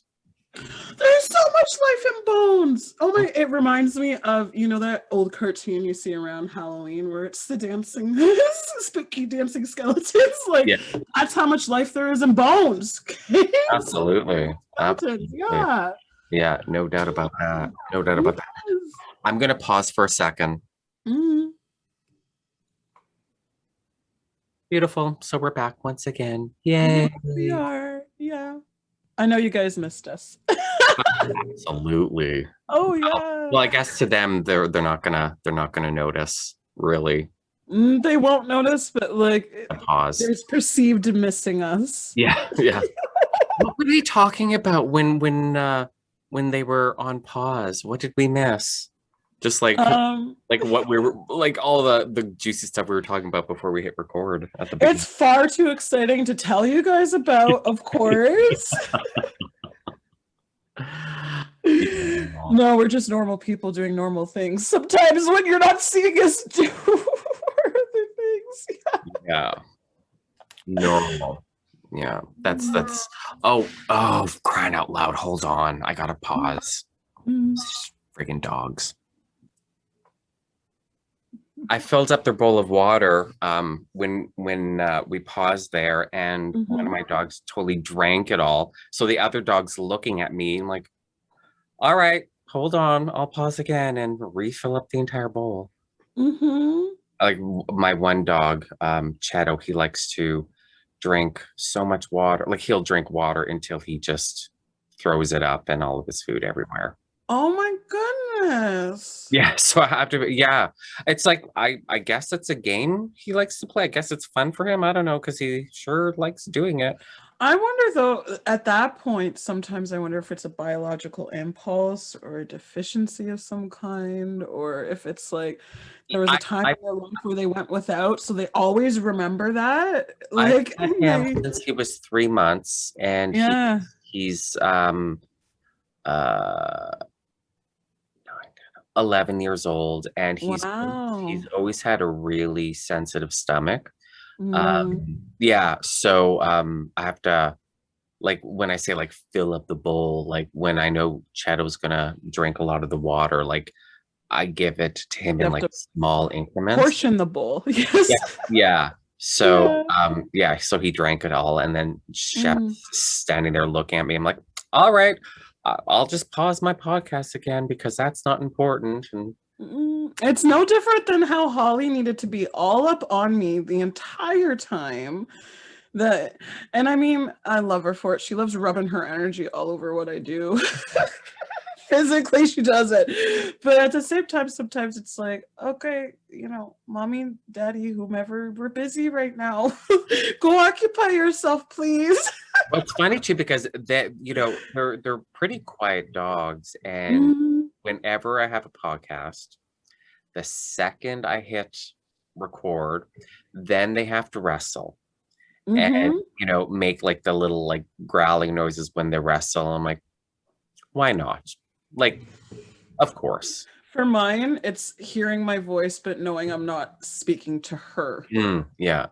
So she hears my voice, she hears I'm having fun, she hears I'm laughing. It's like beeline for me and be like, oh, you're engaging in a fun and friendly way. How can I be a part of this? Yeah, exactly. We love them. We love animals. Oh my God, so much. So much. They are like our kids and family and parents and all of it combined. Pretty much. Yeah, pretty much. Yeah. They're amazing. They're great. They're nice and cuddly, and I just love them. I know. I love them in all their forms and iterations, whether they're physically here or not, because I get to have that experience too. When they're gone, they're never truly gone for me. Yeah. Ghost cat ass right in your face. Well, actually, what's been happening, this is cool. This is what's happened like the last few months with clients, is my animals are coming through to my clients lately. So I had one a few weeks ago that is, again, very psychic, natural medium, but would be like, no, I'm not exactly like you. And would be like, I'm never gonna either. But she was like, oh, what's interesting is last night there was a black cat with me, and she just identified gender immediately, was on my bed and doing this. And I said, I'm gonna send you a photo of that I just put up yesterday of this childhood black cat I had, male, that literally he's coming through in the session because I just put his photo up in my room yesterday. Funny. They're still around us. Like they still. Oh, I'm sure. Yeah, absolutely. They love us so much. What do you do with, like, for your business? You know, working as a psychic medium for your clients. You know, like people reach out to you. They want readings. like, what's that whole process? What do you do? If someone, how I read or how to book with me? Well, both. I mean, like, Specify. both. But why do people go to psychic mediums? Like what kind of work do you do with your clients?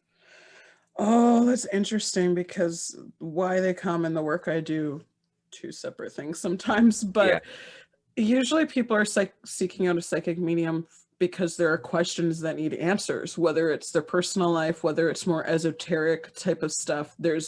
We are constantly as human beings thinking and seeking and trying to learn and grow, no matter what level or spectrum it is, towards a goal of some kind or a motive of some kind, right?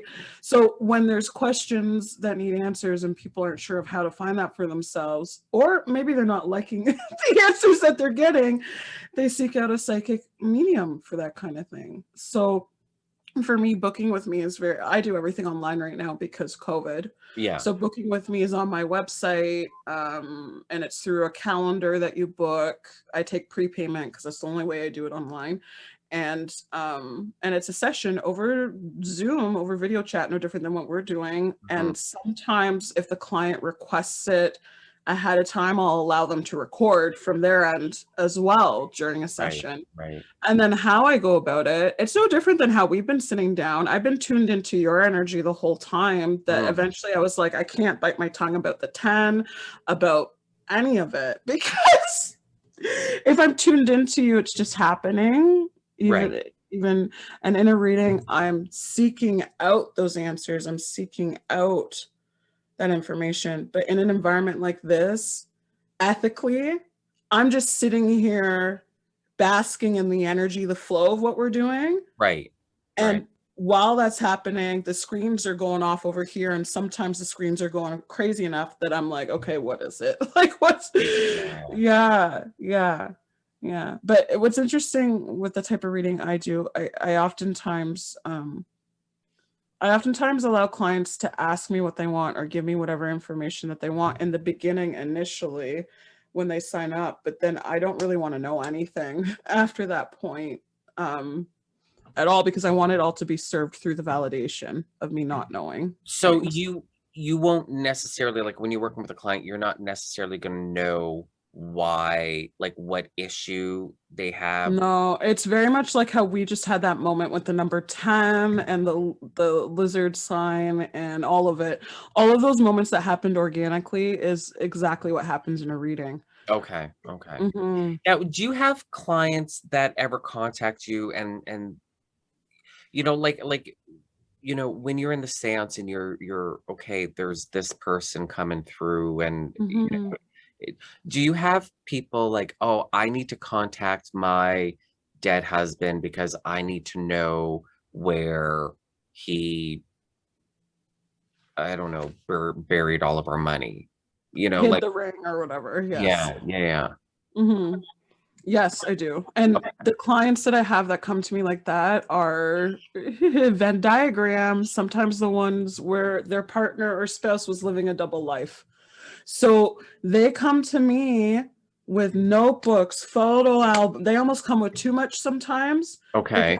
So seeking answers that I have to be like, I don't want to touch that stuff. I don't want to, because sometimes, and people don't understand this, I can get, it almost seems as if I liken it to pulling rabbits out of hats. I can get something from nearly nothing.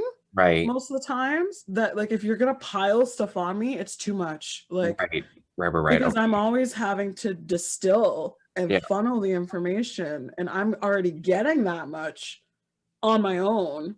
Yeah, so definitely there are people that come super over prepared, but they tend to be the ones where their reading is likely to be a very intensive healing, releasing kind of session where it's not psychic or mediumship at that point. Those are the tools. Right. But it's almost, I hate to say, I don't like saying this all the time, but it's almost therapy. Yeah. Also at that point. Yeah. So I find that the clients that come super prepared or wanting to know a lot of things or with a lot of questions tend to be the clients that it's not the answers that they actually need. It's the experience of Right. openly communicating and having somebody across from you that in that moment intimately understands your hardships. Because the level of intimacy is me physically feeling your spiritual validation. Yeah. How intimate is that, Sean? Like, and that happened 3 times while we were talking. Like, there's an intimacy to it as well. Yeah. What about people that like, oh, I want to, you know, get in contact with my dead husband just to talk? Be around him? Yeah, I do that. Depending on that comes with like asterisk caveat of like, but is it healthy for you to continue seeking that outlet? Right.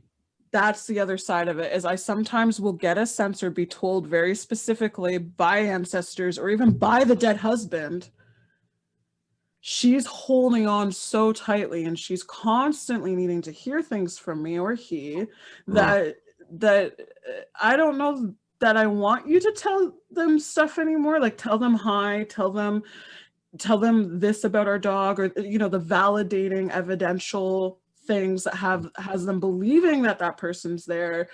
But then the message is never usually more than that sometimes. So yeah, sometimes people want to hang out and they want to hang out, and I almost embody that person during the time together. My linguistic choices, I don't even notice. I shouldn't call it choices. My linguistic change, my body language changes and shifts, and that also provides some comfort. But it's an interesting dynamic when someone is seeking and just wants to hang out.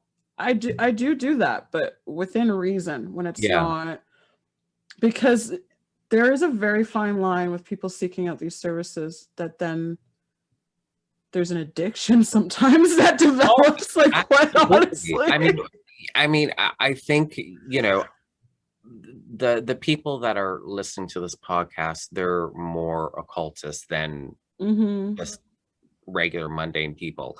So you're going to relate to that somehow, whether it's, you know, a tarot reader where that has those few clients that can't do a thing without calling you for a reading. Okay. And this is something, I'm going to be blunt. Okay. I don't like or stay in contact with clients like that for very long. Yeah. And I do fire and blackball on my own quietly clients, because there are readers like that. I do not want, nor do I want my brand associated, nor do I have the time and energy to pick out your car paint colors for you because you're not quite sure how to do that decision. Like, a lot of my reading is really trying to reinforce while it's happening, like, this, I'm giving you information, foundation, spiritual tweets, you know, I'm giving you a starting point, but you're on your own after this. Yeah, absolutely. And also, don't come back to me until such and such has happened, or this has progressed, or sometimes I have to be specific about that as well. Yeah, no, that makes sense. I mean, there's going to be, you know, people less ethical out there that'll be like, as long as you're paying, I'm going to do it, you know. And opportunistic, right? But I'm not. That's how you can tell the reason by which people do this work. The money doesn't motivate me. The work does. The spiritual work, and it's all rescue work for me, not just, you know, entities and spirits, like the physical living breathing spirits I'm connecting to. It's rescue work for their soul too. So people book on your website, and like when the world, you know, gets back to normal, and like you start doing events like psychic expos and whatnot, do you, like, on your website, you're like, oh, I'm going to be at this? So it's usually website, socials, everywhere. I'm usually also indexed on promoters' websites, socials, etc. So people that follow you on social media, they're gonna learn, like, oh, Allison's, they'll be the first to know. Post-COVID, where and when they can see me. Yes. Yeah. Yeah. Awesome. But mum's the word on that a little bit right now, because you're probably in the same situation where there's plans inside of plans and plots inside of plots, but all of it is contingent and hinging on the nature of COVID. Yeah. I mean, you know, I know there's an end to the tunnel. Oh, absolutely. Absolutely. Yeah. I didn't really start feeling it until I got my first shot. I, you know, felt it a bit, but it wasn't until I got my hair cut for the first time in 4 months on the 30th of June when Ontario started the reopening plan. And a couple days before that, I was able to rebook my second dose, which was originally scheduled for the end of September, to the 20th of July. So I was really starting to feel like, oh, I'm not going to start planning for stuff in the fall, but I can start thinking about the future, that these things, that planning will start happening. And then on Monday, I learned that here in Thunder Bay, the mass vaccination sites were opening to walk-ins. So on Tuesday, I went and I got my second dose, and I feel fantastic about it. And yeah, so, you know, there's, I wouldn't say plans, but there's planning for plans. Loose goals and ideas. And yeah. And for me, there's plans, as in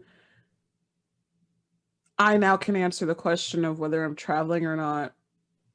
I'm probably going to be. Yeah. What I will say is it's likely not to be to the extent it was before. That was hardly sustainable for me before. And if COVID's taught us anything, it's prioritizing to the heavens. Yeah. So my priority now in my life is me, but my priority, I used to put the work before myself. Yeah. Because when it's a calling on that high of a spiritual level, it's very hard to justify putting your personal your personal human experience above spiritual calling. Were you doing sessions with clients over Zoom prior to COVID? Oh, you were. Okay, so it's not something new. No, but my work has always been publicly. My work has always been more in pocket. So it's interesting. People, because I used to do simultaneously work out of a shop, do online sessions, and travel. So I had a few years where I was doing all of that. People locally that knew me locally from the shop had no idea I traveled. People that I traveled with, it would always be a surprise. Oh, I can talk to you on Zoom or Google Meet or the phone or whatever when I'm not seeing you. So it's interesting that I have all these separate little worlds. I've had all these separate little worlds of clients at times, and they sometimes intersect. But yeah, online I've done for years. Also international, I should mention, because I get questions a lot of, will you read someone from the US or Brazil or, you know, Europe? Or I have had clients internationally for years. I can meet international needs. Yeah, I just don't, I suppose I advertise differently as a reader because I don't put that in my buzzwords, like internationally known. Well, I mean, it's you know, words like that start getting a little like cheesy, you know. International psychic medium. Just call me Allison, please. That's my name. Yeah. And also too, you don't want to run, oh, so you travel around the world. No, I've done it over Zoom. Yeah, video chat. You know, Yes. you know what I mean? So, you know, yeah, it's hard to, yeah. I don't like labels like that anyway, because I don't enjoy when we over qualify terms that are already so difficult for us to pin down, like the term medium. Just in this one episode, people will be able to hear and see that that's a somewhat loaded term. Yeah.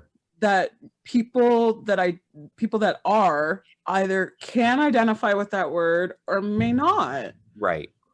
Yeah. So when you add internationally renowned and all this, like it's already it's already a complicated term. Why are we adding all these qualifiers? Yeah. Yeah. Yeah. Yeah. Mm-hmm. But I mean, you know, there's also a way to, you know, like because your website is your personal website. It's all about you. And, Mm-hmm. you know, especially if you're like, okay, well, I do Zoom sessions. It's okay to say, you know, I have clients in Brazil and the US and da da da da da that I do sessions with over Zoom. You know, you certainly don't have to be like, oh, well, I'm an international, blah, blah, blah, blah, blah. Well, and I think it's a little silly to go. Yeah, exactly. And a lot of people do. A lot of people, you know, look at stuff like that and be like, oh, this person, you know. Sorry, the answer usually is I don't care. Yeah. Because, and this is just true for society, for various cultures, like we in our human experience have started labeling things to the nth degree. Yeah, yeah. That the labels end up leading conversations and leading everything. And sometimes we can't get past it for some things. It's important that we recognize the labels, but not live in and dwell in. And yeah, exactly. Because what happens then, what were we talking about earlier with gods and spirits? It's so easy to become one-dimensional when you're ascribing yourself to be these specific things all the time. Yeah, yeah. And a label becomes your identity, you know, and all of a sudden you're just a one-dimensional being, and you know. I was talking about this with a friend, but for another niche group, which will show how nerdy I am, cosplaying, right? Where some people get so connected to a specific character and their journey, and that they end up cosplaying and embodying that character the most in different iterations. But then sometimes the line gets blurry that that labeling themselves as that then becomes part of their identity. Right. Yeah. And at the beginning of the day, that was a fictional character. Yeah. So we get too wrapped up in these labels, and we get too wrapped up in, and this happens in spiritual development. I don't know if you notice it in with what you deal with more structured initiatory rites, is that when practicing, you can get so hung up on the labels and the words that you're halting the progress of the practice altogether. Yeah. Yeah. Yeah. Yeah, absolutely. Because, you know, your work can take you down or start leading you down a certain way. And you're like, oh, because I'm X, I'm not Y. And it's like, I mean, if you're going to let a artificial label stop your spiritual progress, I mean, hopefully your continuing journey teaches you a lesson about that, and you could move past that the hurdles you've created for yourself. Exactly. This is the thing most people don't recognize, is hurdles that we experience in life. It's almost always 50-50. 50% of the hurdles we experience, we've created. Yeah, absolutely. Yeah, and that is the journey of balance between internal and external. 50% of the experiences and hurdles and all of it we create, or we perceive, or so adding labels to that, no. It's why I sometimes have a hard time. I have a hard time with the bio things sometimes. Not because I can't write my own bio, I absolutely can. But when somebody wants me to list, so what can you do? It's like, oh, I can do a lot spiritually, but what do I want to label what I do? I don't want to limit what I can do spiritually, because I still have moments and readings and sessions. And I had a moment today when I was experiencing your physical affirmations, because I don't label and because I'm so loose with that, I'm almost always experiencing new things. Right. Yeah. And that wouldn't happen if I believed myself to only be this. Right, exactly. Yeah. Because if you're like, well, I don't experience these sensations, that literally is going to cut you off from experiencing those sensations. From others, perhaps, or from you don't know the source. Because Yeah. sometimes when we're labeling this stuff in spirituality, we're quantifying the message, or we're qualifying the message, the source, and we're putting, we sometimes then are in such a rush to put labels on other things external to us spiritually, and Yeah. that's where it's like, Yeah. yeah. Human foibles. We're made of them. We love Muggle them. life. Yeah. Hashtag. What's your website? www.allisonawakened.com. Allison with 2 L's. So your first name and your last name. Yeah, my quote unquote last name. When people started asking me that, I said to someone jokingly, like, do I need to pull a Madonna or a Cher and drop the Awakens and just start going by Allison? Yeah. Yeah. But yes, it's AllisonAwakened.com. Then it would have to be with a Y and an E. No, because my name is my name. Yeah. When I was younger, it always actually bothered me. Allison. It actually bothered me when I was younger that I didn't have a Y in my name. Oh, yeah? Yeah, it did. It's so funny you said that, only it's not. Because what? Because you're a medium.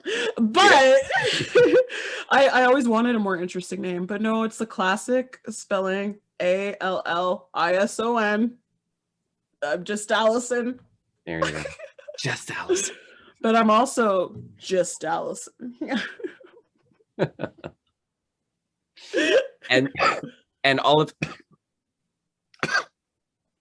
all of your social media, you don't have to. All of my socials are at Allison Awakened. It's very easy. Yeah. And I mean, you don't have to list them all, because I'm gonna put your link. Cool. I'm gonna put your link tree in the show notes anyway, so people can go to your website and then people can go to all of your social media and start following you. So that's all, that information is going to be in the show notes anyway. So, so the listeners will have it. So yeah, so connect, because I'm also doing new things right now. I just can I announce this? Yes, because well, it was me asking them actually, and they told me yes. I just finished working on a Discord server, so I'm also working on alternative ways of creating community and connecting as this COVID-ness and our new way of living continues to evolve, regardless of restrictions being lifted. I have noticed a trend with individual client sessions I'm doing, the thirst and desire for community.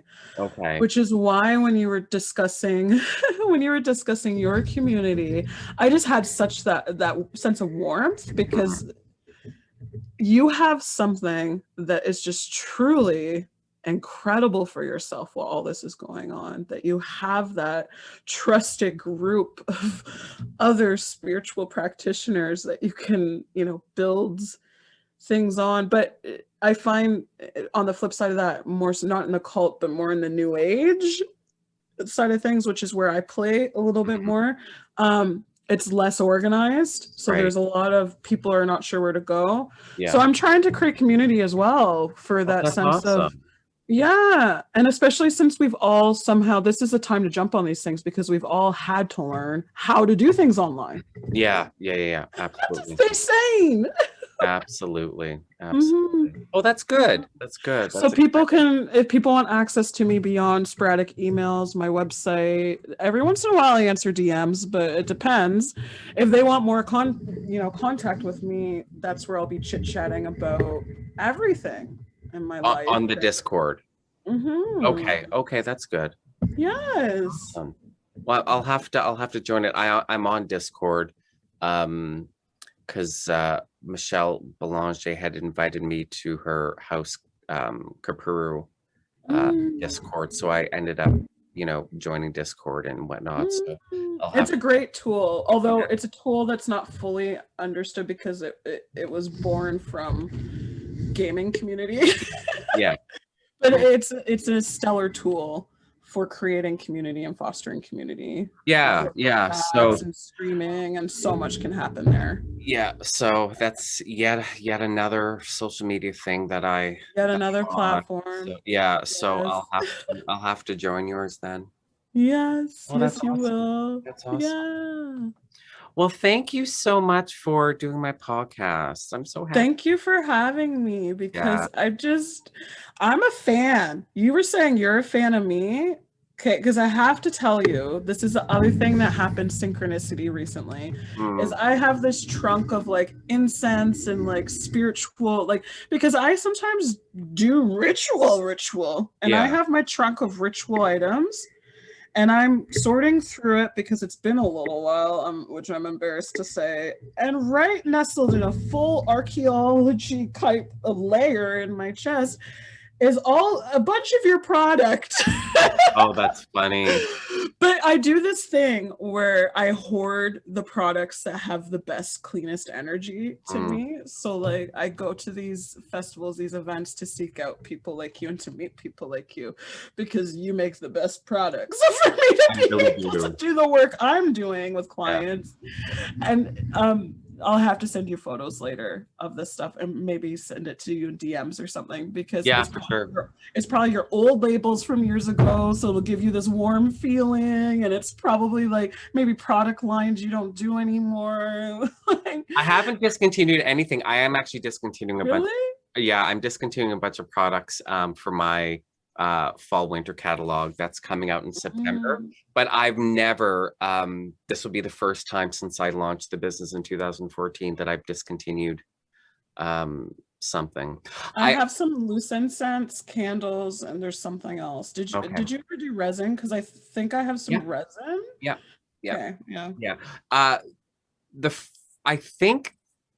I know for sure Occulticon, the first year was my old labels. I think second year might have been my new labels. But even since then, like my incense, I've switched packaging. So they're in like craft zip up. Okay, so you're gonna get a kick out of this, because I'm gonna show you, because I hoard like a dragon or like a loot goblin, because I'm a gamer and that's how I game too, but I like to hoard things in chests. Right. So I've hoarded my treasure of your product. That's fine. You definitely send me a photo of that. I want to see. I will, because you'll get a kick out of that. That like, you know, by the way, I'm also a fan of you, and this is how much of a fan of yours that I am. So also thank you. You know, you said thank you to me, and I want to say, wait, I'm a fan, but also no, thank you for this experience. Oh, it's been a lot of fun. It's been a lot of fun. Okay, well, I'm gonna say goodnight to the listeners and the viewers, and again, in the show notes, all of Allison's links and whatnot. So definitely check out her website and follow her social media, and of course my links are there. So you want to follow me and the Lux Files, and go to my website and buy my products, because you heard it here, folks. They're the best in the world. So they are the best. Like, I'm such a fan. I am such a fan of his. And now Lady Ecstasy. Like, I'm already a fan, and I've not even met her. Fabulous. Yes. Yeah. Okay. For the listeners, say goodbye. Bye. Bye. All right.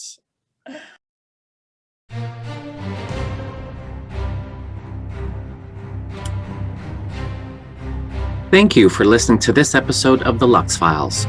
You'll find all the guest links in the show notes, as well as the link www.lailokensAwen.com/links. That link will get you to my page of links, where you can then go to my Lailokens Awen website, the Lux Files page, and my Lailokens Awen YouTube channel that has all the Lux Files videos. It also has all my social media links there, so you can follow me and the Lux Files.